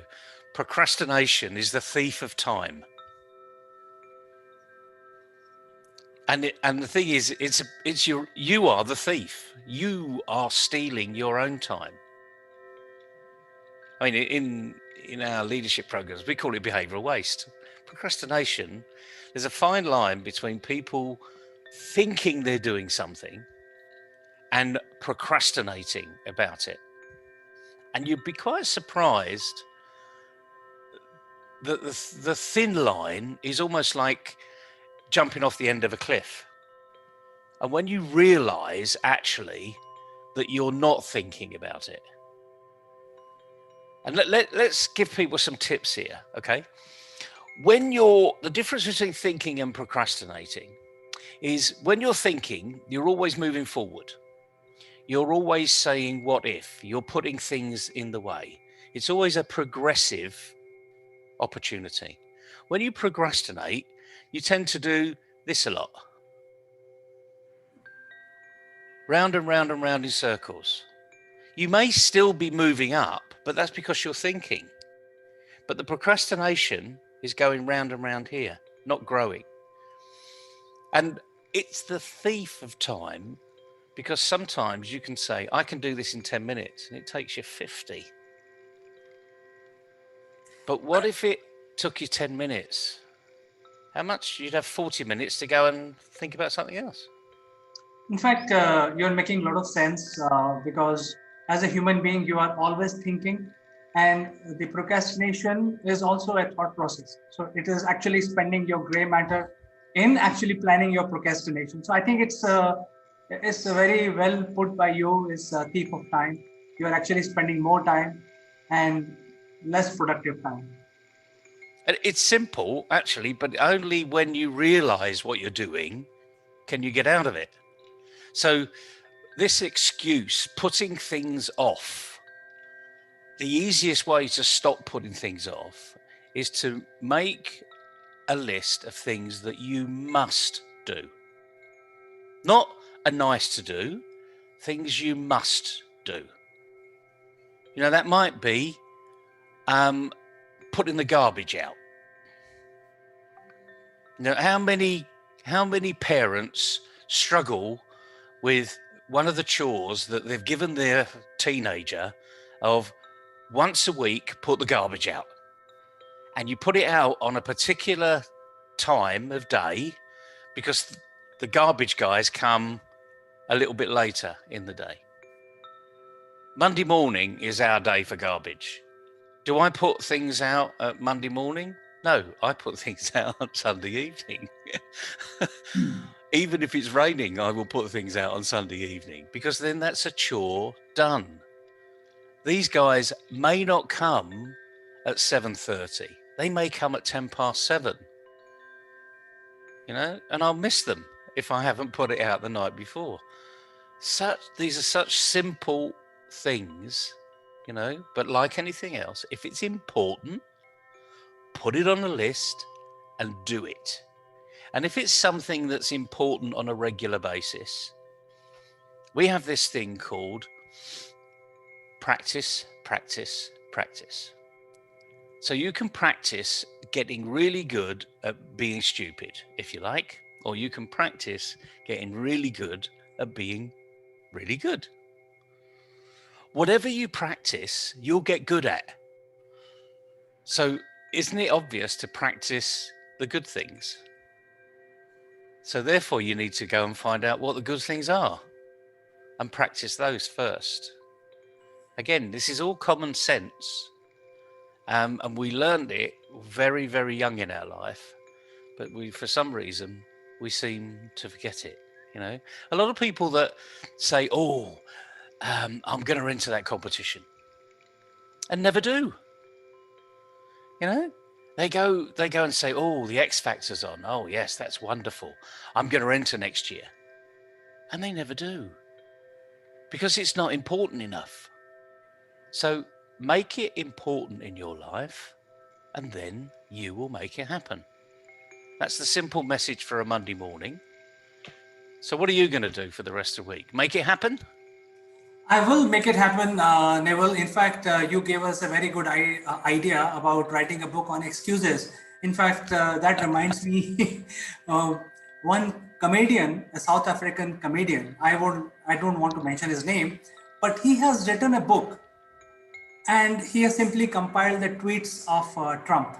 So it's like somebody else has written it, but he has just compiled it, and it's now a bestseller. Well, he probably had a good laugh at all the tweets that were put out there. I mean, I see some really good people out on social media, and I tell them, you should put this in a book. And they say, but I've already published it. And I said, yeah, but you haven't published it together. You know, you've got like 50,000 followers, and maybe those 50,000 people would be interested in seeing it all in one place. You know, and my point to that is they're making an excuse. You know, someone's come with a suggestion to say, why don't you put it in a book? I mean, you don't have to do much, frankly, as you said. You know, some South African comedian has put all of Trump's tweets together. Well, I could do it, you know, if I was that interested. And he has it's given a very interesting title to the book, which I'm not able to recall, but it's become a bestseller. But the reality of the whole situation is that the Trump has written all those tweets. He gets up at 5 a.m. in the morning, probably from the loo. He sends those tweets, and this person who's based now in US, but he is a South African origin. He has compiled it and he has written a book. It has a very catchy titles, but I think the message that you are giving is find out what are the excuses. So sometimes when you sit and plan what are the excuses, you may end up compiling other people's excuses. So it's like compile a book of excuses and then publish it. It might become a bestseller. Well, the thing is, we're all very good at excuses. So perhaps we should just go on social media and or list down all the excuses. The book will be endless. There'll be variants on variants on variants on variants. And as I say, we get really good at making excuses. Some people make it a pastime. Your 14 or 15-year-old son or daughter that sits there in this COVID, lockdown arena has probably come up with every excuse under the book not to do things digitally, not to build relationships, not to look at their future and be responsible for their future. So, yeah, we're all good at excuses. The thing is, stop it. There's your first hour session of that psychologist that you go and see, or psychiatrist you go and see, and they turn around and say, okay, I'm going to give you a bit of advice. Stop it. It's pretty simple. For a Monday morning, stop it. Yeah, Neval, I think it's a very good advice. I think we can start this week by stopping all the procrastination and planning our days ahead. And I'd like to thank you for giving us this tip on a Monday morning. We will catch up again tomorrow. Pleasure. See you tomorrow. Bye, everybody. Bye.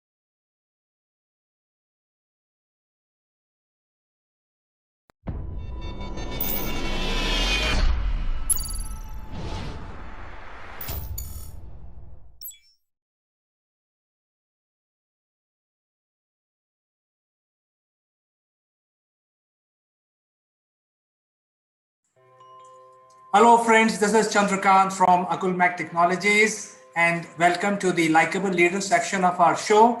And usually viewers, you are used to seeing middle-aged CEOs, CXOs, a lot of people who have actually achieved a lot of things in life. But today we are very privileged to have a different kind of leader in our show. Her name is Archika Arora and she is a certified image consultant. But that should not give you any other feeling. The image consulting is a totally new word, and she is a very young professional. She is a highly qualified young entrepreneur. And when I say highly qualified, she is from IIM, and she was working with the top corporates in the world. And she decided to call it quits, and she has become a certified image consultant, now helping people like me who have lived in the industry for 2 decades and helping with the image consulting. So without further ado, let me present Archika Arora. Thank you for the wonderful introduction and for having me here, and looking forward to the interview. It was our pleasure, Archika. Usually we get the people who have some sort of leadership, but I think you are a leader of sorts. This is a totally new area. A lot of our viewers would like to know about it, and that is why you are here. In fact, I'm very eager to know what you do. But before we start, I would like to ask you. Uh, you have had a fantastic career. You had a fantastic education. You were working with the top corporation, and you decided to come out. So, what happened, and what gave you this idea that this will be a career to choose? So that's a very nice question. And there was nothing sad that happened, first of all. Let me break it to you. Not every great story has a sad backing. I always wanted to get into image consulting since the time I was in school, but great education and great companies happened. And I, being a typical Indian kid, always wanted to have brands on my resume. But when you have all these things, you've had great qualifications, then you've gone to great companies, you are earning great money, then somehow you don't have anything more to look forward to. I was only looking forward to my promotion, and I suddenly had a feeling when I was sitting in a meeting that, listen, if this does not stop right now, and if I get promoted, the paycheck is going to just get fatter. I'm going to get into this trap. And because I was a management consultant, I was already helping people out, but I thought that, okay, this is going to sound very filmy, but if I die tomorrow, only people in EY are going to remember me. Nobody else is going to remember me. So that was a really sad thought to have. And I was like, right now is the right time to get into this. And being a woman, I also wanted a career which gives me flexible working hours. I didn't want to have something in the future which said that, if you have additional responsibilities, you let go of your career. So that is what I see setting as an example for all the women in the world. That just because you are expanding your family or you're doing something personal does not mean you have to let go of the professional thing. This was the right career choice for me. So that is what went behind. This is amazing. In fact, you are an IM grad, um, and which makes you the top brains in the country. Yet you decided to take a leap, and I wish you good luck. I'm sure you will have an illustrious career in image consulting. Thank you so much. Yeah, Archika, this is a new area, and that is why the leadership will also be young. I'm totally convinced about it. Yeah. However, I have to ask you this question, which is about image consulting. The image consulting is not really understood very well, not only in India, but world across. This is a new science, a new line of business. So, how did you thought about getting into this area, converting this into an opportunity for you? So, CK, as you very rightly said, that this is not something which is so conventionally understood, like say medical or engineering, right? So, even the management consulting for that matter. But when you talk about image consulting, if I have to explain it in one line, it's about helping you manage your first impressions well. Now, that sounds as confusing as image consulting, the word itself. It's most often confused with the fashion designing or makeovers or hairstyling, etc. It is much more than that. So, if I have to give you an analogy, it will be interior designing. So, for an interior designer, he or she has a lot of areas to take care of. Yeah.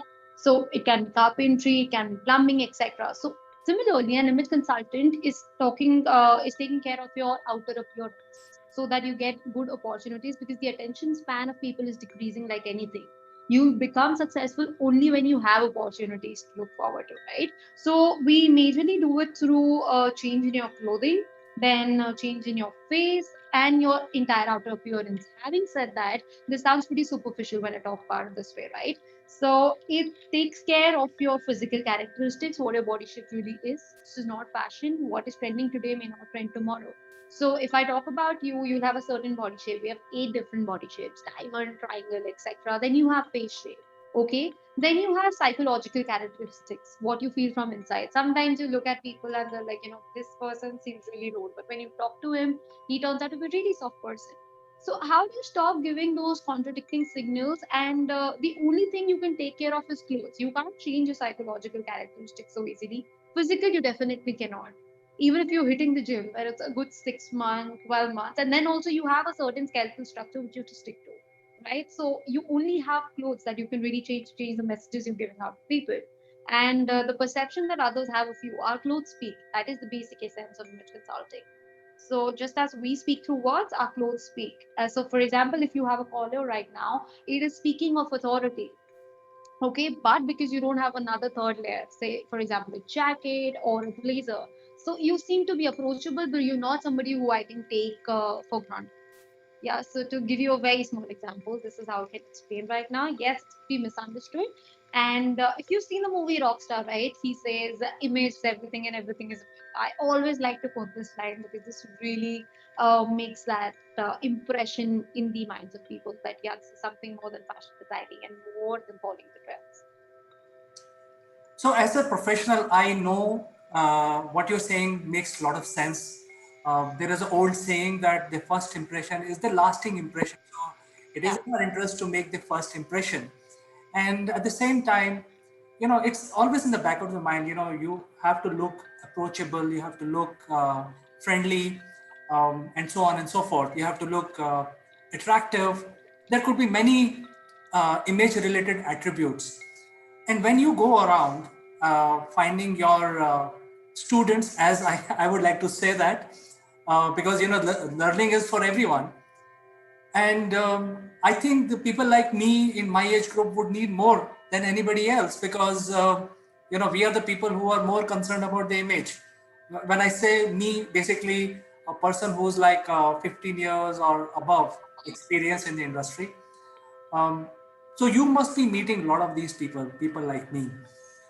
There could be men and women both. Who do you find more difficult to deal with?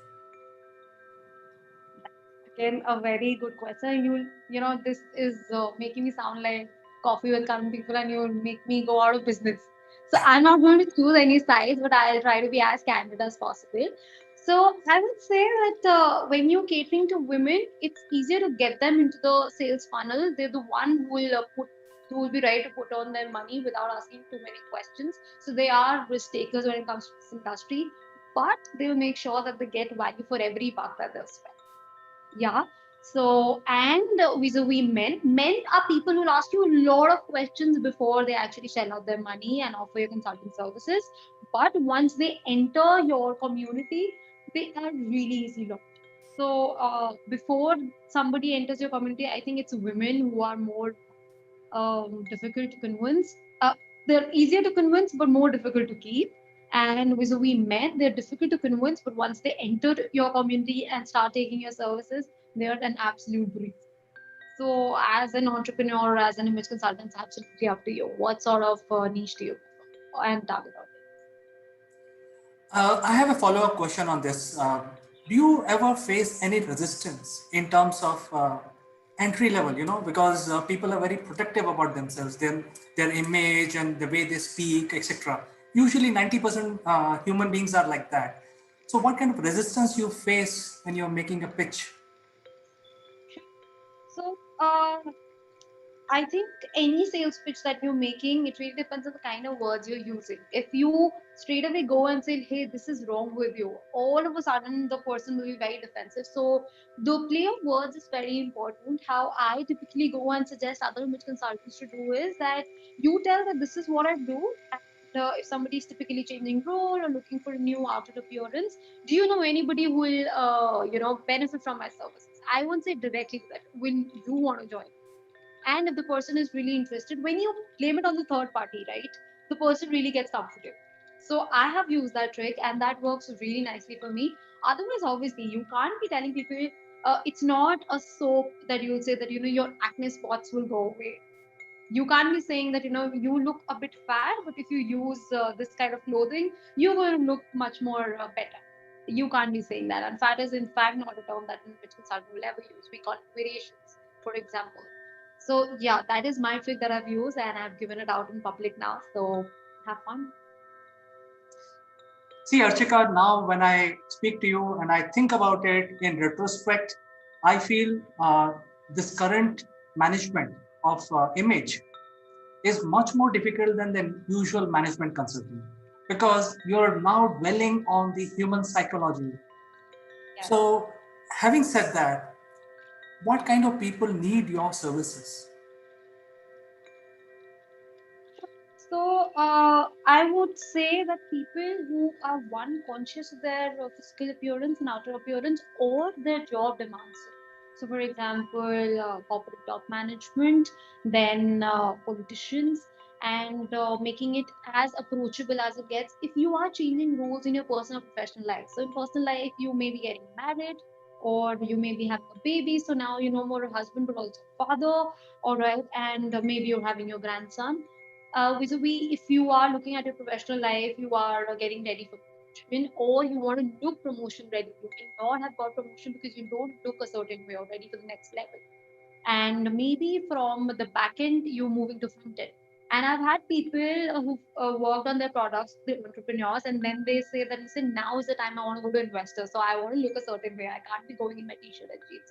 I've also had clients who wanted to settle in US, want to take their business abroad, and hence they want to understand, how do I start dressing up? I can't be wearing just a t-shirt or a jeans or say a kurti. I'll have to start wearing western dresses, for example. And it does not stop there, as I said, because the moment you open your mouth, your image is still speaking for itself. So, are you aware of the cultural etiquette? Are you aware of the dining etiquette? All of that is taken care of by an image consultant. So, just as you have a personal trainer in a gym, you will have an image consultant who is working at the back, and people won't understand, what transformed you. And it will happen so naturally because your personal characteristics are taken into it, and hence it's natural, it's gradual, and you are pretty comfortable. It's not like I'm giving you a shield and you're somebody else when you go out and you come back, now you're a different person. There has to be a match for it to have a long-term effect. So yeah, these are the kind of people who really benefit from my services or any image consultant services. It can also be a school child or a college child. So a person who's going from school to college, we all have been there, right? We are so used to wearing school dress. Our wardrobe does not have much. And when you go to college, you need to have your casuals ready. When you go from college to corporate, it's again a very big shift. And how much do you speak when you're a college grad? You're full of energy, you bubbly, and then all of a sudden when you go to corporate, it's a very serious environment. So when do you open your mouth? What do you really wear? How ironed your clothes should be? And you're on a budget because you've just started earning. So how do you maximize the value of your buck? Is what an image consultant will help you with. See, I talked to you more and I enlightened more and more. I think this is a very vast market base which requires your services. So I wish you all the best, and it was my personal pleasure to talk to you, Archika. And I wish you all the best in your career. Hopefully, we will catch up again sometime and learn about your line of business more.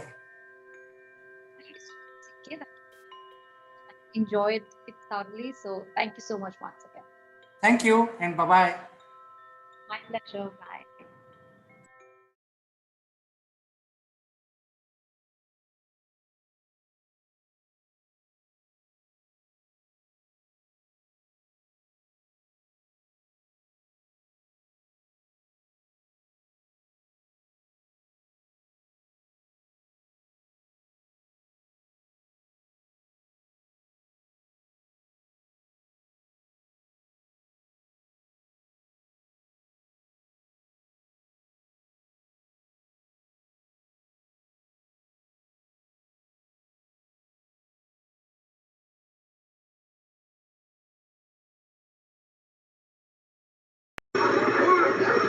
Who let the dogs out?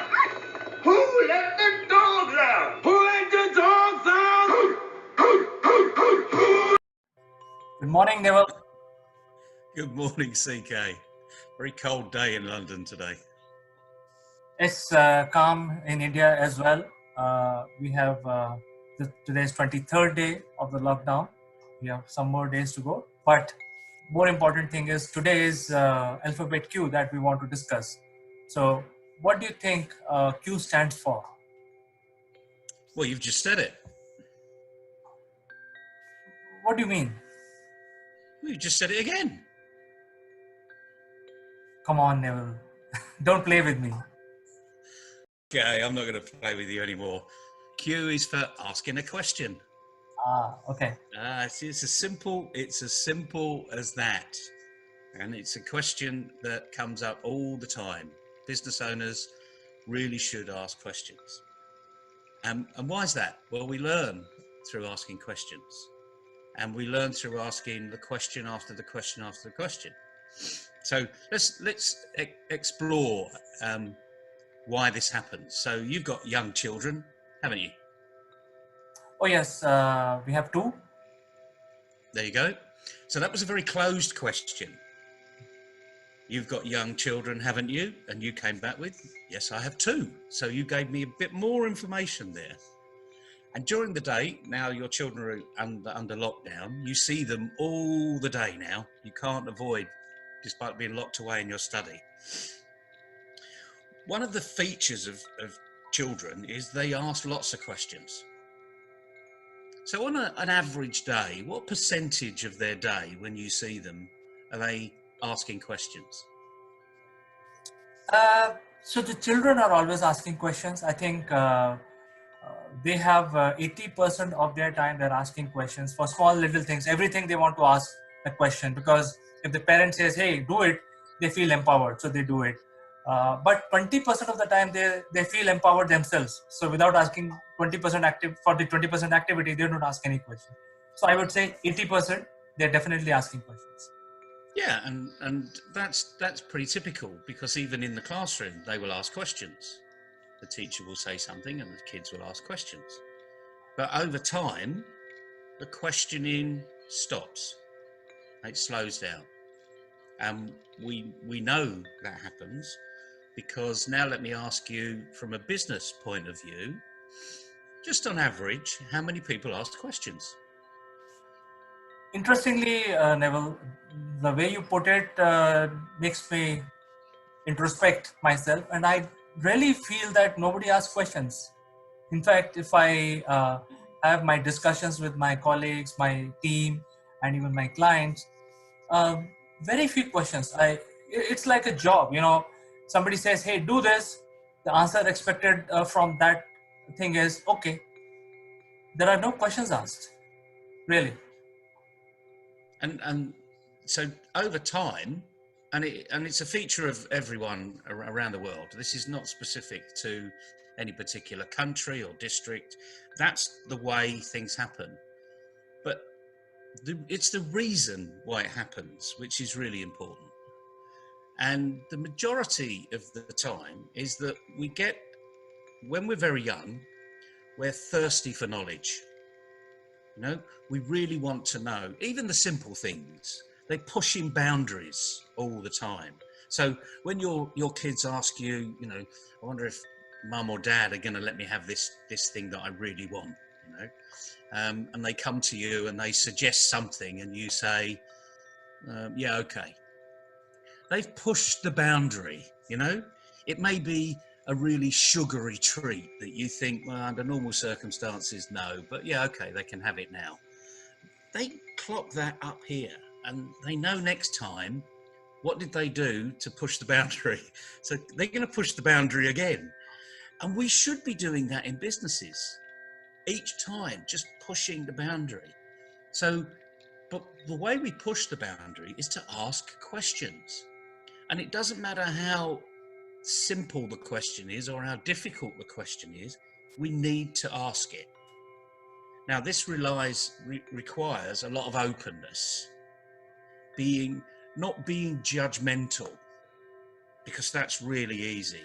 Because as soon as you start to get into these questions arena, so if I were to turn around to you and say, why aren't you achieving your results, CK?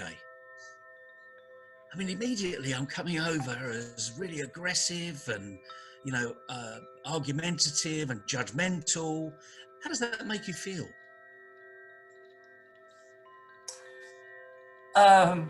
You know, I think a person like me would have handled these questions so many times in our own professional careers, and even at home. You know, I think in a family also such questions arise. But I fully agree with you. There is a way to question, and there is a way to answer, and I think that's a technique that everyone should learn. And you're absolutely right. So you take the aggression out, take the finger pointing out, take the blame culture out, and ask very what I call third-party questions. So this is, some people will say, work on the business. So imagine this isn't your business. So if you were to look at acquiring another business, you would have no judgment in your mind at all. You'd be saying, what are they doing here? How's that working? Is that a good fit? Immediately, you're asking questions. But as soon as you start to ask questions about your own business, oh, we screwed that up. Oh, we didn't do very well there. And the body language changes. So this is about what happened, not what did you do? You know, why did that fail? Those are real judgmental questions. So it really is an issue of forming the right question, having the can-do attitude to be objective. So when you've done a project, have a review. What went really well? What could we have improved? That's not being very personally critical or saying to anyone in the team, that was your fault. Even if it's good news, you know. So the good news and the bad news will come out anyway, but it will be non-judgmentally. I'm not saying this is easy, because if you've done it a different way all your life, guess what? You've got to change, which may be more difficult. But you can practice that, and you can practice that on your kids. So, what one thing, if your son comes up to you and said, "Can I watch more movies, Dad?" You know, if you were outside the yes and the no, what could you say to your child that would get him to think? See, putting you on the spot again. You see, you don't get off lightly here. You know. So like the kids are doing negotiations, I think we are also doing negotiations. We'll say, okay, only one movie, not more. So it's like we are saying, yes, go ahead and watch your movie, but restrict to only one. So we are setting the conditions. Okay. What about letting your son set the conditions? Oh, they do all the time. They are the ones. Of course they do. But what about when you say, he says, Dad, can I watch another movie? And you say, well, why do you want to watch another movie? Immediately puts him on the back foot. You know, he's a young child, you know. But the point is, each time he's asking questions, he's always got a yes and no answer. Most kids do. Parents are like that all the time. It's yes and no. Because we want to get rid of it. These aren't really important issues that we're dealing with all the time. If it's important, you might think about it a bit more. And parents will either say, well, maybe. What's maybe? Maybe's not an answer at all, actually. In fact, my children would turn around and say, well, that means no then. Because you haven't made a decision. So if you were to ask, and let's take it away from the children, let's take it into the business now. Someone comes up with, an employee comes up with, here's the answer. You know, you could actually turn around and say, well, what does it mean then? Really simple, you know. Now you've done the project, what does it mean? And by that way, you're getting them to think and getting them to grow. So we can do an awful lot internally asking questions so that the next time they come with a prepared thought process. Because if you're going to consistently say, so what does that mean? You know, if you were to do that again, how would you do it better? Immediately, you know, they're getting to think. More importantly, you're getting them engaged.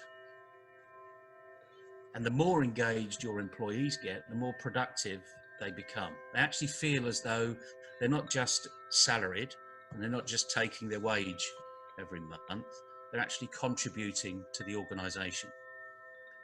So asking questions internally and be very open with the arena, not argumentative, not poking the finger, not being dictatorial, asking, so what's happening?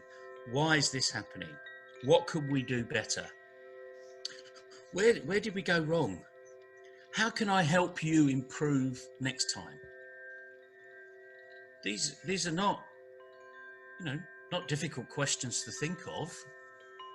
And if you struggle with them, then go and write a few down and say, is that argumentative? Am I pointing a finger with that question? And practice it a bit, and the more you practice, actually the easier it will be. So we're back to that little P again from yesterday, practice, practice, practice. And it's the right practice that makes perfect. So practice these questions. Does this make sense? I mean, is it rocket science? Do you think it's hard to do? It's not at all hard to do. In fact, it's very logical what you're saying. But interestingly, we are, at least, what I've seen in my own circle, we are more diplomatic with our kids than our own employees. So we try to balance it out when we talk to kids. Hey, let's have a leading conversation.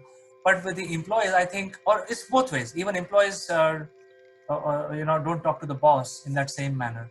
So diplomacy is slightly less. It's more of a confinement. Yeah, I understand that. And but like anything else, if we're going to be collaborative moving forward, and attract the right customer, the right client, that's going to be a really good relationship, then again you need to adopt the same approach. Ask questions. What's your problem? How have you solved it in the past? Did it make a long-term impact? Are you open to other considerations? Question, question, question. When we're 3 years old, the only thing we've got in our mind is, I'm either happy with what I'm doing, or I'm going to ask a question because I want something else. So when we used to go on holiday, all the kids would pile in the back of the car, and by the end of the street, one of us would say, are we nearly there yet? Have we got any sandwiches? Can I have a drink? We've just left the house. So within 100 yards, we're bored.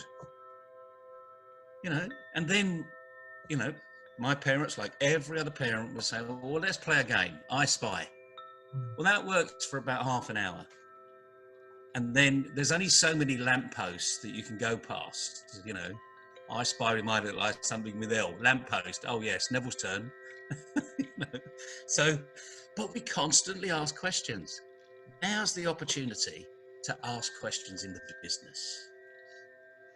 But again, it's a question of the focus of the question. Make it inanimate. And if you haven't done this in the past, because many people don't do this, write it down. Write down the question and say, is that judgmental? Is that argumentative? And if you think yes, then cross it out. Don't ask the question. And you'll come to a list of 5 or 6 that you can consistently ask. And when you're consistent with that questioning, your employees, your customers actually will think about a few of the answers before they come back to you. And then you can go back actually with the more detailed question, which is really going to get to the problem. Again, this is not rocket science. We don't have 14 years worth of questioning in school, but we do, because every child asks the teacher a question. We do 14 years of maths. In the maths lessons, there's questions, questions, questions, questions. That's how we learn. It's not difficult to understand this. It's what you might call common sense, but make it your common practice. And the solution is simple. You can go today, and everyone can go today, and just write down some questions and see. I ask that question regularly. Is that argumentative? Is that pointing out a problem and blaming people. Am I the one to blame? You know, so cross the question out. Put another question, and this can be done really quickly. You just got to take a little bit of time out, a bit of introspection, and think. And then you can go to your team and say, every time we do a project, why don't we answer these questions? You know, did we enjoy what we did? Did we get the result we wanted? Notice the language. Did we, us. Hardly ever me and you. Does that make sense? In fact, Neville, thank you for clearing my mind today. And I got an idea that, once this session is over, I'm going to set up a process in my company where we will have a stand-up meeting every week, once a week, for an hour, where everybody can ask any question. No process. Brilliant idea. Yeah. Anything that comes to mind, please come and ask anyone. Just brilliant. And once you start that off and you continue it, I'd like you to feedback, write a blog, do a little video about it. Get one of your employees to do a video about it. How does it make them feel? Do they feel they're more engaged in the organization? Are they happier? Because happiness is a byproduct of something you're doing. If you're really in the zone and really enjoying what you're doing, of course you can be happy. Even when you're filling out a tax return, because you're doing it quickly. That makes me very happy because I can get the rubbish out of the way quickly and get on to more important things. So I think that's a fantastic idea, and you've now said it and it's been recorded and you're going to put it out there. So now your employees are going to say, CK said this, we're going to make it happen. Oh, definitely. So we will set up this as a process, because that's the whole point on discussing these things. If we can't practice it, what's the point? So I'm absolutely practice. Absolutely. So, Q, you started off asking questions. We're going to finish asking a question to everybody. What are you going to do? I will also ask the question. What else? What else? Well, today was an easy cue. I don't think many people thought we would get to the question, but even so, we did. So now the issue is, what are you going to do? Take the advice. What are you going to do with it? Because it's important. So get on with it. Yes, certainly. And it was such a nice session I had with you, Neville. Thank you so much for your time. And we'll catch up tomorrow again with another alphabet. Another trip through the alphabet. Certainly. Take care, CK. Have fun. Cheers, everybody. Cheers. High five.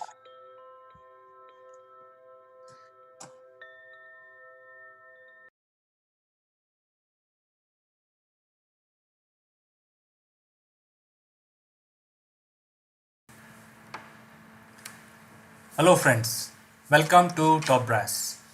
This week I would like to turn to one of the leading story which happened last week, and in this program we will not talk about the unrest in northeast part of Delhi, but a news which is related to this particular episode, and this is regarding transfer of Justice Muralidharan. Now, as we all know, Justice Muralidharan has been a remarkable judge. He has given some great judgment which had far-reaching effects on the Indian society. He is a remarkable, to-the-core professional, legal luminary. He is the best judge, one of the best judge in Delhi High Court, and he in level of seniority he is number 3 in Delhi High Court. Now, what happened is that during the Trump's visit to India, there was a little bit unrest in northeast part of Delhi, and there were the rioting going on. And during this period of rioting, there was certain area, small area in northeast Delhi, was on boil, and there was little bit of law and order situation. Then there is a lawyer who are the sort of a lawyer and the activist, human right activist, and basically Mandars. They are the father and daughter. So the daughter Mandar brought out a petition in Delhi High Court, saying that the people are having a lot of problem, and the ambulances and the police and safety and so on is not reaching the people in that area on time. And this was brought out, and it's sort of an emergency. So normally judges sometimes also hear cases in their homes. So this is exactly what Justice Muralidharan did. In the middle of the night at his home, he called his another judge, his fellow brother judge, and then he gave his ruling that hey, Delhi police should provide protection, and that is 1:30 in the middle of the night. And in the morning, what happened? So the next hearing for this particular case was set up at in the afternoon, around 1 o'clock or 12:30. In the meantime, in the morning, when the judge resumed his activities, there was another petition filed by this time the Mandar, the father, who is also a well-known lawyer and also an activist, related to the same incident. So what happened is that now these cases are being sent to Justice Muralidharan's court. Now he has got two petitions filed, and then so he was going through the cases, and it was in the courtroom, and then there was a lunch break in between around 1:30, and by 2:30 the order came out that there are certain things that Delhi police is lacking, and there are certain words which were used like unprofessional and so on and so forth. But so this is what has happened, and this created a little bit of news. However, the news related to the incident, which is the rioting, is much bigger than this one. In between, what happened is, I just want to draw your attention that this has happened in a period of 14 hours, which is 1:30 in the night and 2:30. So roughly about 13 to 14 hours duration, where people have taken, they have slept, they have attended to other things, and then at 2:30 he came out with a ruling, which is sort of, or which looks like that the Delhi police is being put on the spot, and they had given the judge has given the Delhi police 24 hours to give response. At the same time, Delhi police fighting the rioters, and there was a huge problem at hand to solve for Delhi police. So Delhi police got in a fix. In the meanwhile, I'd like to draw your attention that this particular judge was transferred on to Chandigarh way back on February 12th. But the government of India did not notify that. And since the Delhi police is very bravely, countering the activities which are related to mayhem and rioting in northeast part of the Delhi, it became sort of a situation where the Delhi police is getting a lot of bad news from all over. They were losing their people, their constables and officers were under attack by the rioters. So they were solving that. They were trying to make sure that they don't start shooting or use some aggressive measures to ensure that the rioters will calm down and stop creating mayhem on the street. And at the same time, judiciary is also questioning them. So it looked like too much on their plate at that point in time, and they should have been given some time to respond. However, considering this, the government had to also keep the morale of the police high. They notified the transfer in the evening.